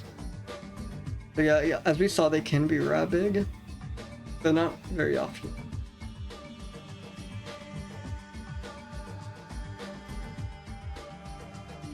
Encountered widely throughout North American present time. This might be like the default bat you see in North America, because they do seem extremely common, I guess, being said here. It's the most widespread Pleistocene bat in North America. And that's kind of close. This was a fairly recent geological epoch. Oh yeah, Gert, you are the bat knower, I guess. That's the one of the foremost players of Bat Rider.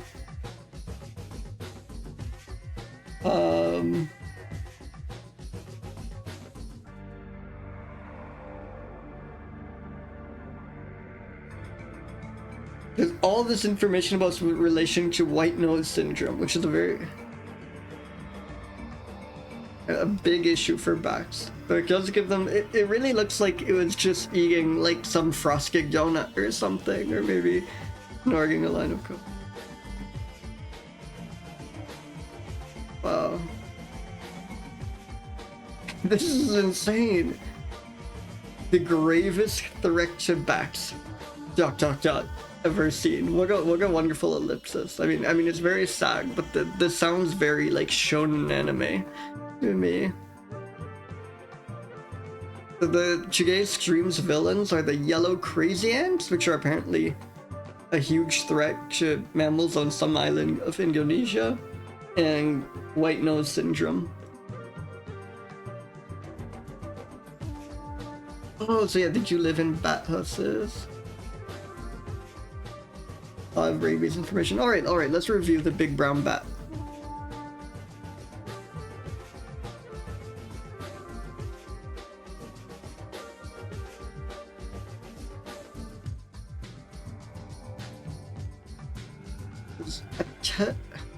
Eptesicus fuscus is the...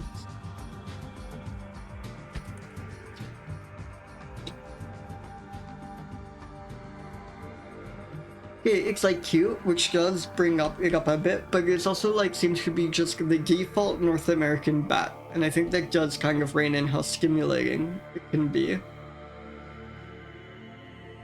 Like very much not a scan goat creature, it seems. It looks extremely comfortable in this image, so I would say it's not at all comfortable, like maybe a 31. And it's very small and maybe even smaller in vibe than in actuality. I give it like a 24 heaviness. For those who arrived like later, I rolled Waggy and Heavy, which has been quite interesting, and I'm kind of using Heavy to be the more literal one, and Waggy to be the more like what energy is it giving off, you know? Is its vibe like of a sizable critter or not? And this thing looks like it's small. Oh, I'm glad you're there for that. Yeah, that was a really fun moment. That was fun gig. I'm glad she followed through with it. I almost felt bad donating because I didn't want to like derail the stream, but I thought it'd be too funny not to. But yeah, I think it worked out very well. Like she is so funny and so like good at just like improvising an insane bit on the fly. Like yeah, she's like one of the biggest like people I look up to as a streamer. She's just extremely talented at streaming. That was fantastic.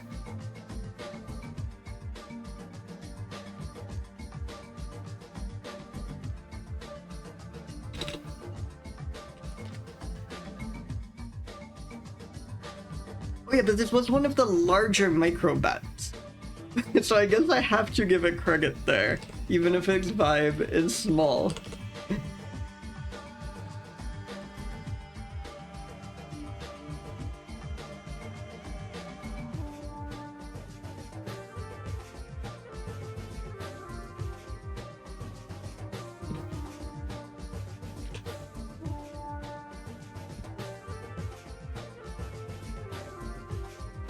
And yeah, definitely sounds like the article sounds like it's trying really hard to convince you that most of these are not big. So definitely doing some PR work for them there.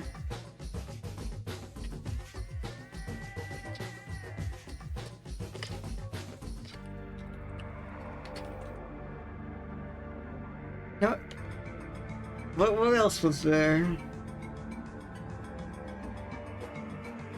Yeah, absolutely. It's not closely related to the little brown bat. That is wonderful.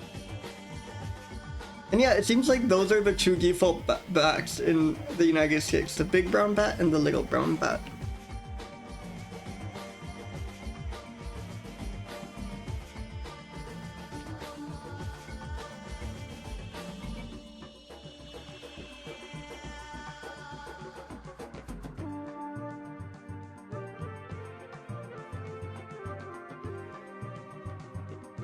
Oh, and this is like, yeah. This is one of the ones that is least affected by white nose syndrome. That's so awesome for it, especially when we heard that this is after the gravest threat to bats I've ever seen. So maybe this is the like last stand for bats. They're all gonna have to rally behind the big brown bat in the face of white nose syndrome.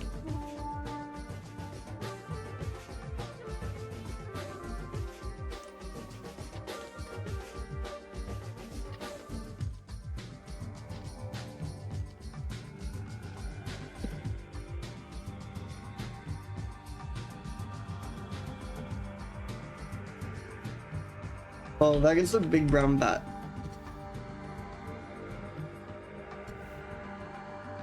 Wait, and let's update that image spread because I believe that was from the last one.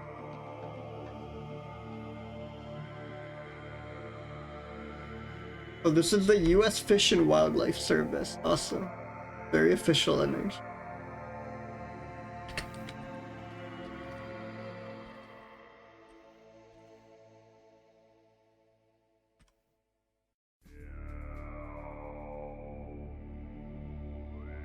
Alright, let's spin anew.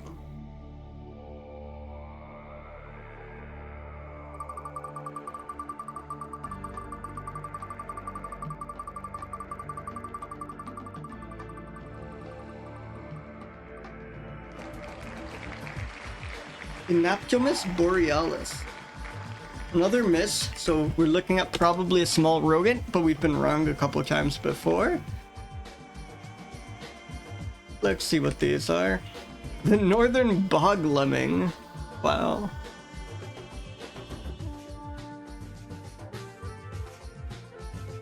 So are all Synaptomys? No, these are just a kind of North American lemming. And here's a southern bog lemming. Not to be confused.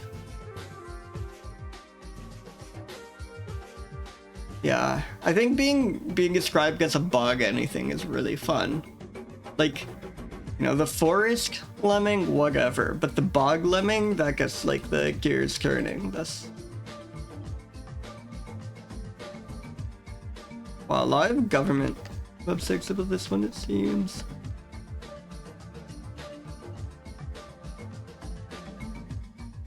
Usually occurs. I love that. Doesn't like inhabit.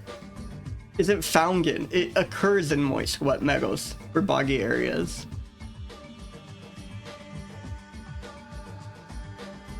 Wow. A lot. If you want to know about where you can find these in Maine, Boyd is the Maine Department of Fish and Wildlife. Have you covered? About the size of a vole. Awesome.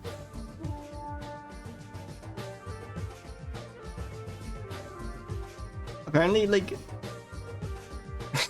these are so vole-like that you distinguish of it. From a vole, you have to look for a groove along the outer edge of each incisor tooth. That is also something very strange. Like, apparently, by far, the easiest way of differentiating species, it seems, involves just looking at their distribution of teeth. Like, that is one of the first things to change as you like start to deviate from the population. If you are left to your own devices for like a minute as a species of rodent, your teeth are just gonna start like changing like crazy. That is like almost all of these things. They point out how to differentiate these two incredibly similar grass mice is always by like comparing their dental formula.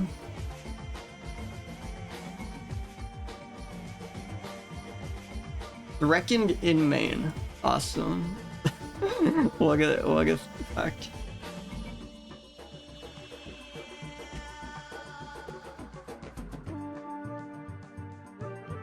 Okay, let's see if I naturalist. This feels, you know, if it's in the US, there's a disproportionate chance. Yes, oh, but it's a gag one. I think I take an illustration over a gag one. Their droppings are green. That is bizarre. But this happens with some herbivores, right? Like if it's your diet is 90% grass. I think that's the thing. Oh, we have like an incredibly inscrutable image. Yeah, maybe bog food specifically. Oh, I thought naturalist didn't have any, but apparently it does. Wonderful.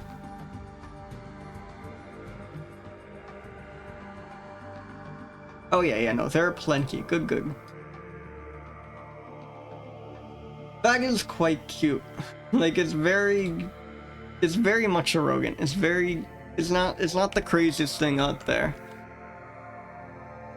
But there's something about it is quite cute to me. Nonetheless.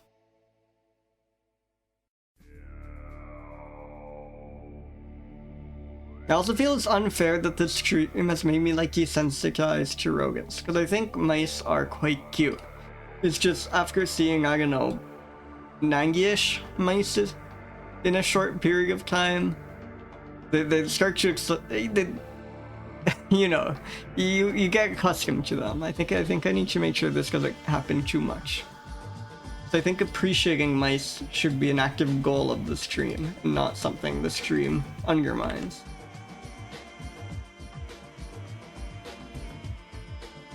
So this image was from JW Boreal. Awesome.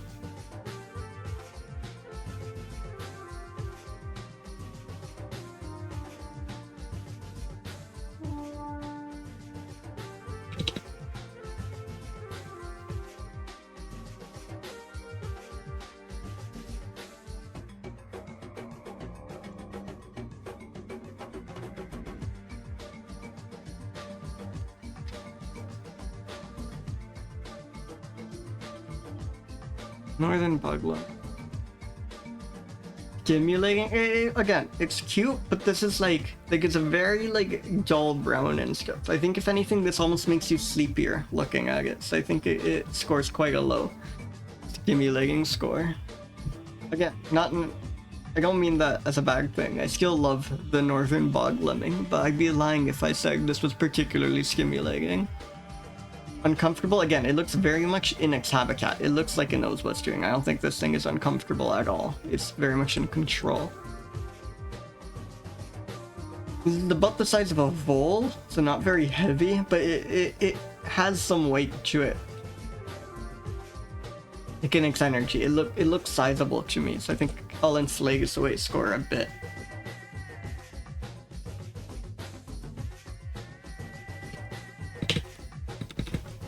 Bog lemming. It's a neat descriptor. Green droppings, gotta get that in there. What else was there about it? They eat snails.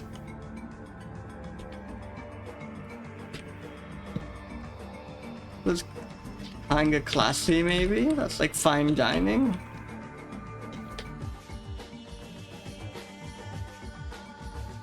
Oh yeah, reckoned in Maine. Very important to note.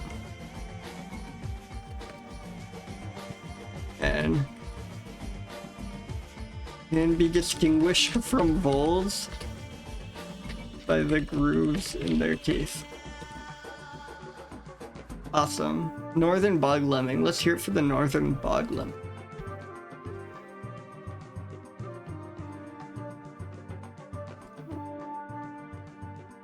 Let's roll another mammal. It's very fun, yeah, because I guess they do occur in Maine. Yeah, you can see that, but they do really seem like a primarily Canadian animal.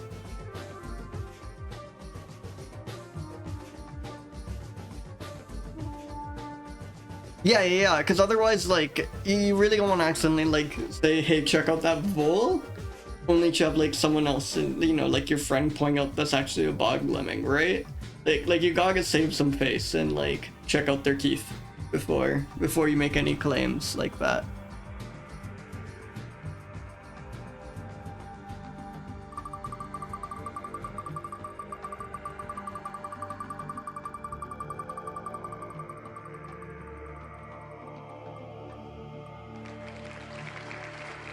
Ooh, Thomas's mouse. Synaptomys. So we were on like a back craze earlier, and now it seems like we're in mouse world.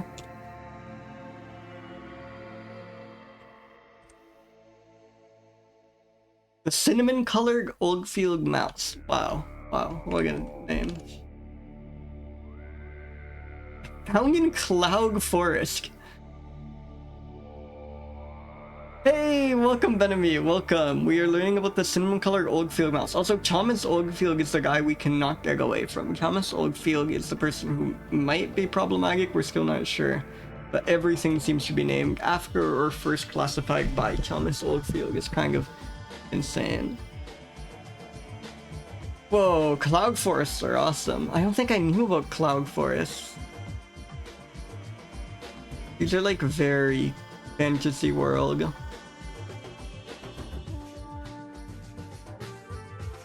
And it literally means that it's like a forest that's like high enough in altitude that gets like a constant cloud cover,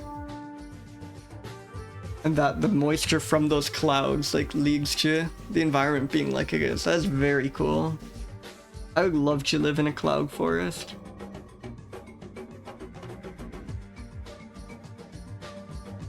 And yeah, cinnamon mouse sounds delicious. Let's learn more about cinnamon colored Oldfield mouse. Ooh, we do have an image. Oh, look how smug it looks up there. Look a great photo.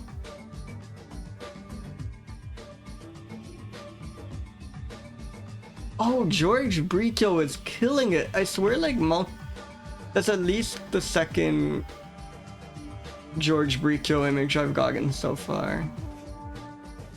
Yeah, this is absolutely a rascally rodent.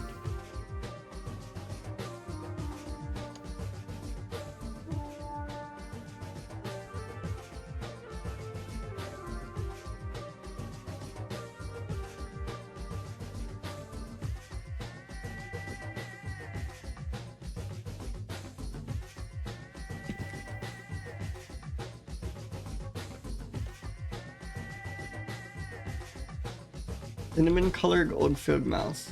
Wow.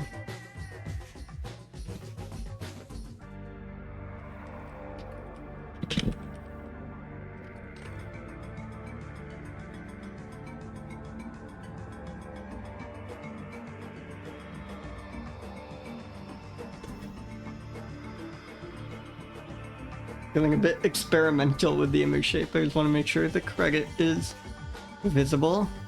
Again, like, I've become a bit desensitized to rodents, and this isn't the most extraordinary rodent in or the most unusual rodent in the world, I could say. It's a pretty typical mouse, but that like smugness definitely bumps it up a bit. Oh, sorry, let me share the review. Bumps up the stimulating score. Like it definitely has something interesting going on, and it deserves some credit for that. Again, not uncomfortable to me. I think like very low uncomfortable score. Wait? Yeah, here again. Yeah, it's exactly mocking us. Again, literally speaking, it is not heavy, but if we're using weighting to go by its vibe rather than its literal description, it deserves more points for that. It has some like grandness to it, you know? It has some powerful energy. And I like this distinction.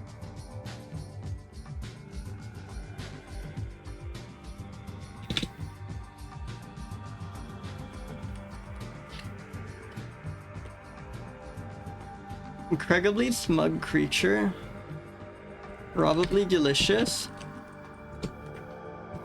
Lives in cloud forests. Cloud forests are so cool. I want to live in a cloud forest. I think that sums up my thoughts on Thomasomus cinemaeus.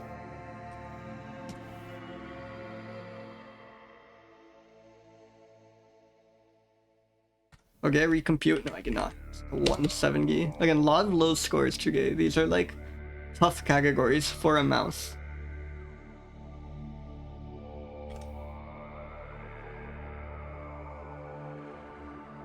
Wow, that's already 20 mammals. We are making good pace. That's been a new.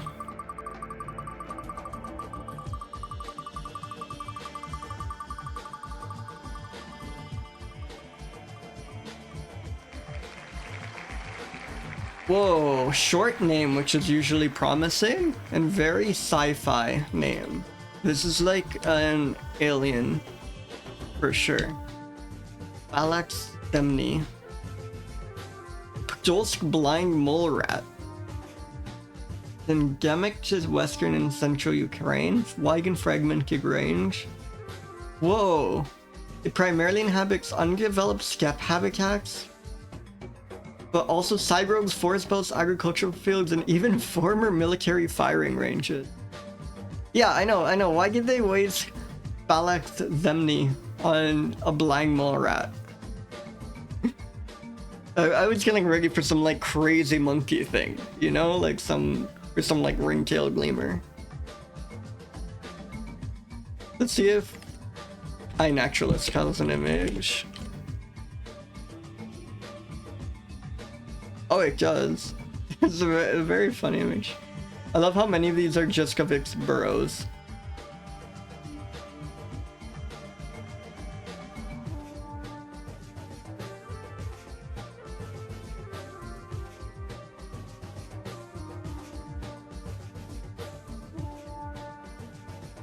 Yeah. So let's read more about blind mole rats. Also, they are really like.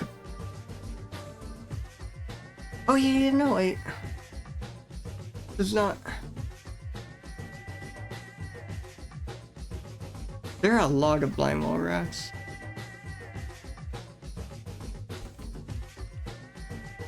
Okay, yeah, a blind mole is different because I'm familiar with the blind mole, and I guess the blind mole rat is similar. The spalacine this is spalacine. So yeah. Blind mole rats are like really freaky because they live underground all the time. They just have like a layer of skin covering their eyes, so they can't actually see anything. They just have these like weird vestigial eyes because like a sight would be pointless if you live underground for so long.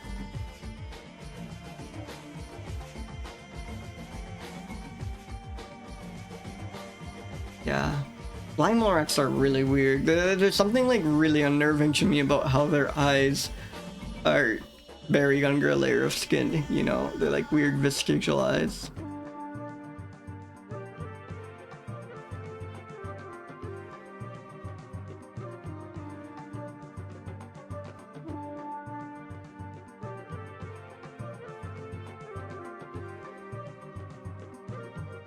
Yeah.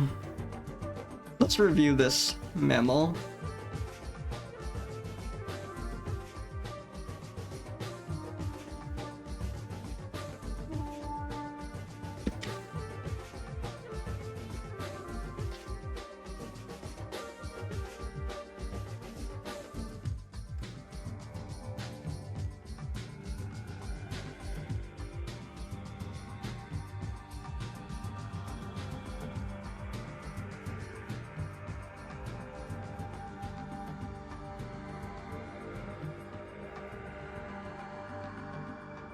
The author's name is in Cyrillic, so I cannot read it, but credit them. Well.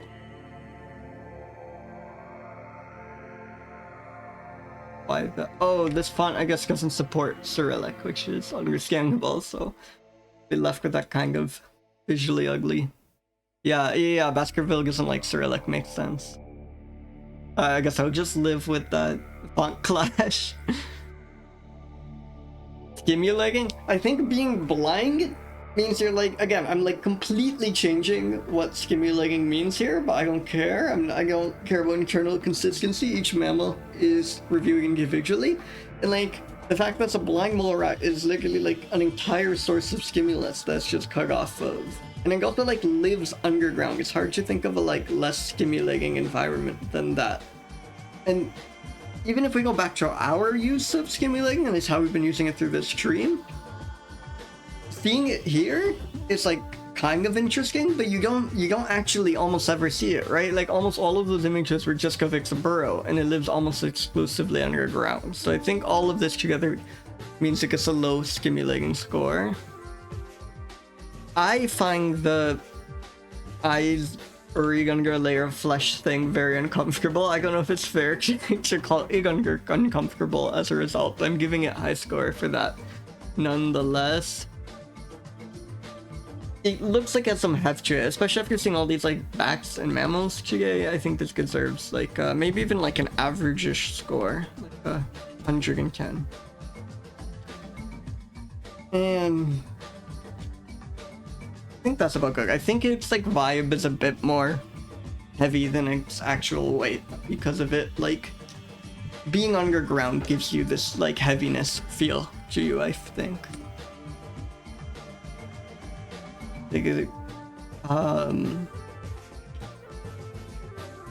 Lives in artillery ranges, kinda hardcore. I guess it's like military firing ranges. I shouldn't invent things. Because I've certainly been 100% truthful and factual in all of these reviews so far. Extremely elusive. Oh, we have one in motion. Let's check this out. One sec.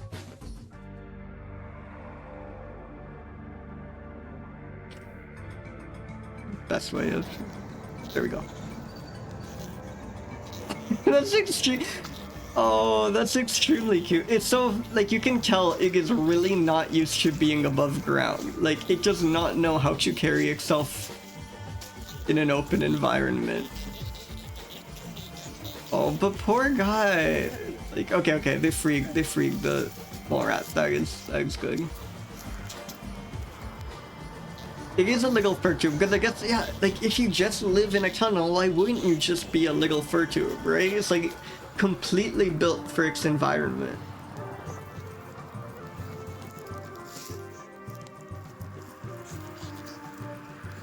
Oh, it's so cute! Thank you for that, that was wonderful. So let's like a little... that doesn't know what it's doing.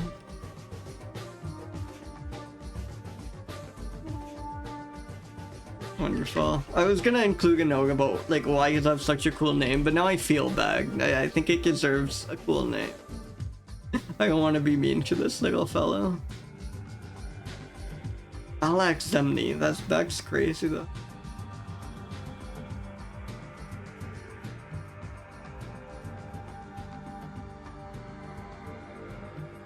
Yeah, exactly. I wish them all looked very close to each other. Let's roll a new mammal.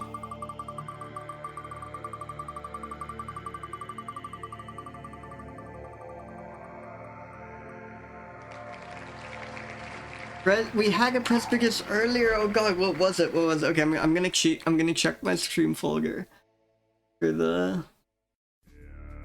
Oh, that was a monkey. Oh, hell yeah. Yeah, it's another Cerilli. Double Cerilli stream. Critically endangered, Jesus. Only known from 5 sites with a combined population of 200 to 500, believed to be one of the rarest primates in the world. Wow. Formerly common though. Declined due to persecution. What does persecution mean? We have been like unfairly, you know, like we have been arresting these. We have been like banning these. Yeah, who would persecute such a critter?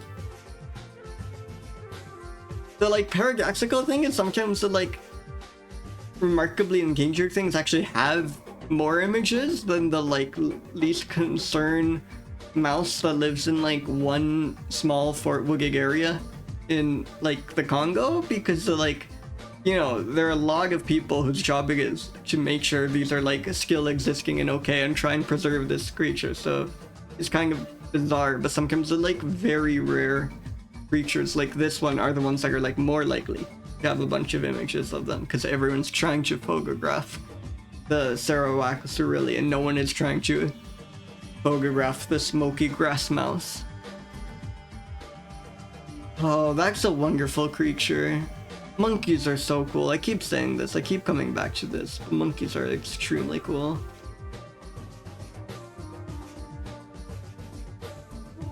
Okay, let's get the large image. There we go, one. I think I'm gonna crop this big.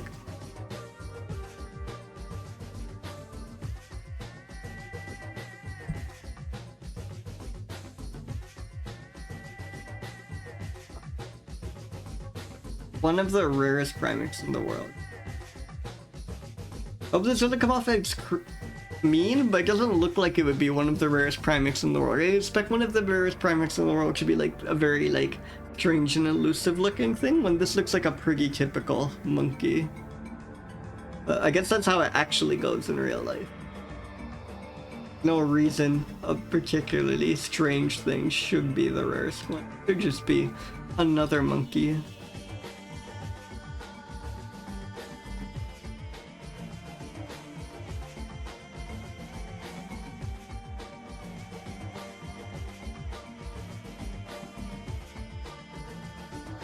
This image is from Qianli.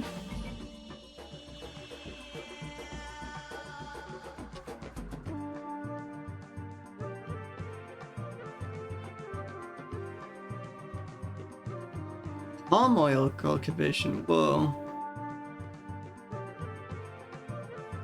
I guess if these are like arboreal creatures and the trees they live in are like incredibly sought after for palm oil, that does make sense. Like that would be a concern. But that's like not the kind of thing I'm used to being a threat to.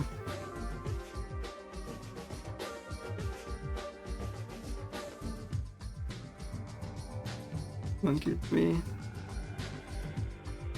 just a bit.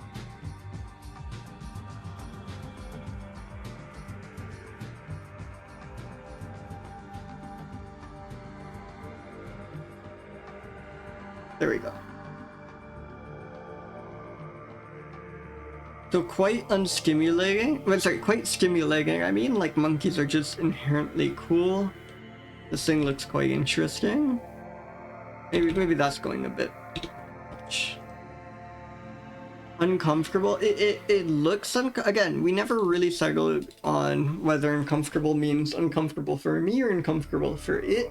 And I like the flexibility afforded by not committing to either of those. It looks quite uncomfortable there, and obviously being critically endangered. And one of the rarest primates in the world would factor in, so I think a fairly high uncomfortable score. Yeah, fairly waggy. 142. Actually, let's scale back the wagginess again, because I think like being rare is a little trait, you know? That decreases its waggy vibe to me.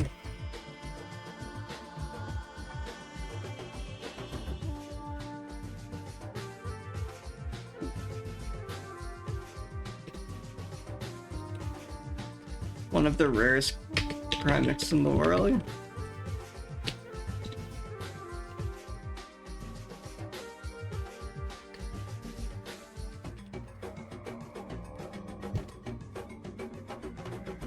Oh yeah, and let's update the species name. Oh, sorry, never posted that.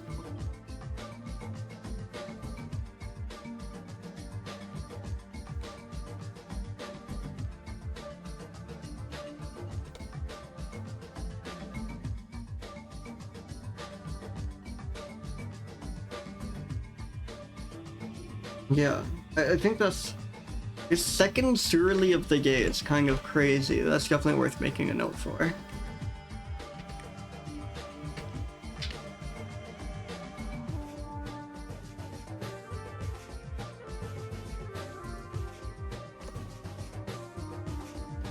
So the name is very hard to type. It's the Ceroaxurili. That's it.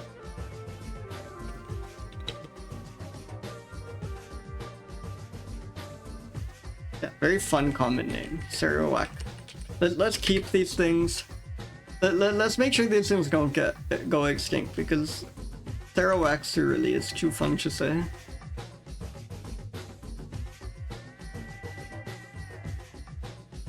So I think I'll maybe do one more spin and call it there. We've made good progress, and I think I want to end a bit earlier, both because I'm getting sleepy and also because I think Holly's playing Dojin games today. And those are some of my favorite streams, so I guess I want to catch some of that. So let's spin anew.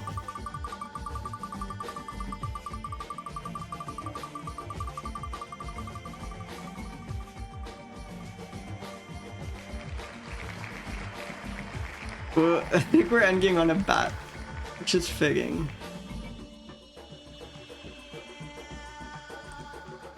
Yeah, another flying fox.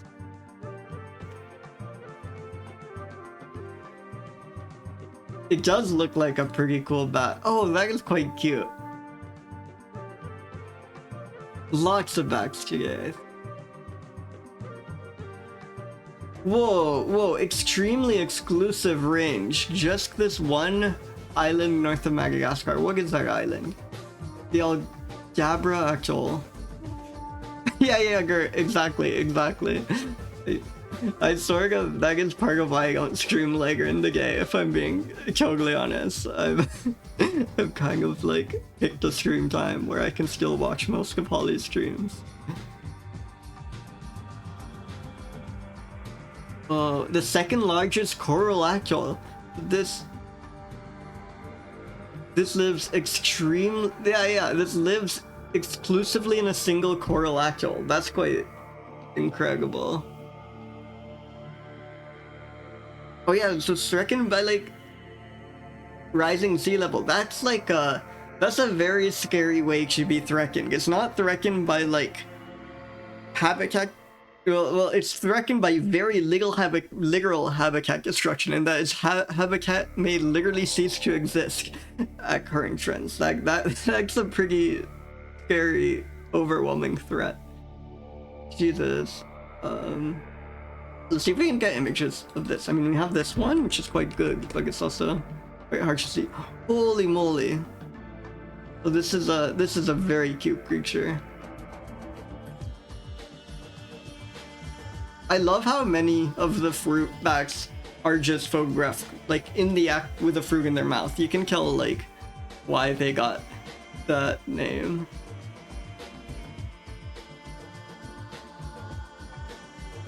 Wow. Like they are not kidding around. Okay, let's review the Algabra flying fox.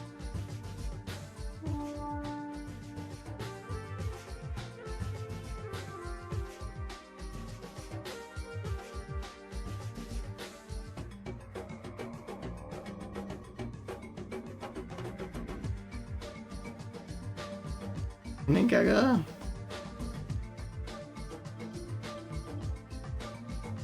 Or by Sam Balgerson. I hope that's an accurate photo credit.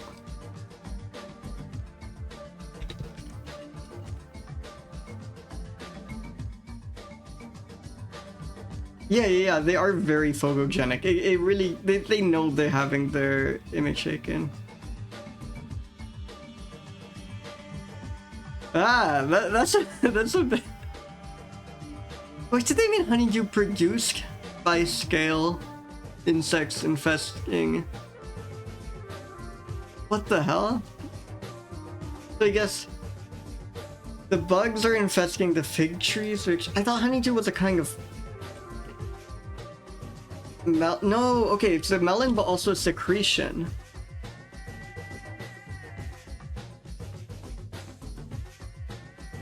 So the bugs eat the figs and then secrete some sugary sticky liquid. Wait, you know what? Good for them. I bet that stuff is actually delicious. I don't know if I would eat this bug secretion, but the like name and the description does actually make it sound quite appealing.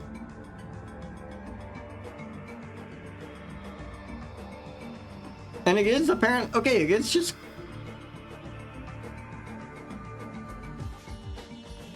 Wait, so honey. It's bug sweat, and we're making fun of it, except until we learn, it seems like a particular instance of honeydew is honey. So I guess we can't quite blame these bats because we are also licking bug sweat, just bee sweat in our case, and scale insect sweat in their case. Oh, so this is like generalized honey, I guess. Like this is... Because I think like bee honey secretion is quite complicated, so maybe this is like a simpler form, but yeah, it directly compares honey to the honeydew of aphids. Yeah, it's funny, I was like reading this description of like, oh, they eat this like sugary, sticky bug secretion, how gross, until I realized I do that too, like, that gets kinda, I get kind of get owned.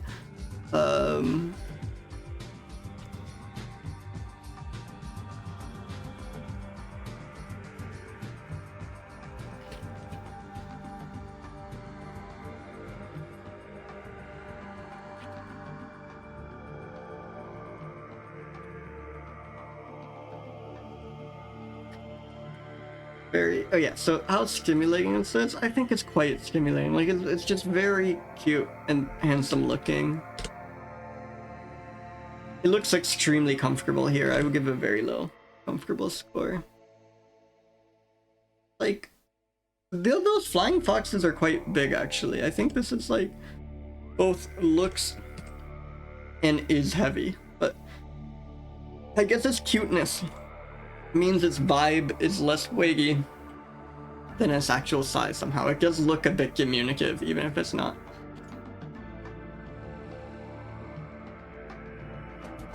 Oh, this was also, that's so funny. We went from like one of the rarest monkeys in the world to one of the rarest bats in the world. I guess we kind of knew this, but yeah, I think, yeah, maybe the Go-Go-Gabagool Gremlin was alluding to this, but yeah, it gets literally, not only is it in this like very exclusive place, it gets literally known as one of the rarest bats in the world. That's kind of crazy.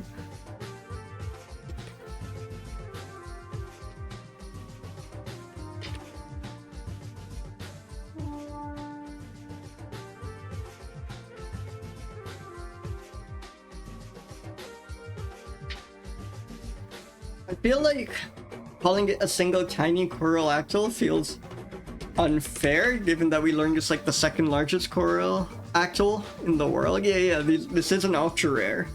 Back-to-back god tier pulls, you're right.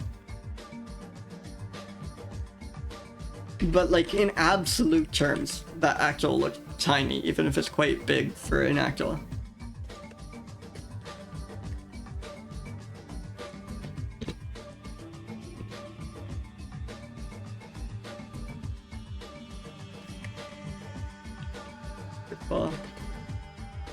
That's a good one to end on, I think. I think that's a wonderful creature.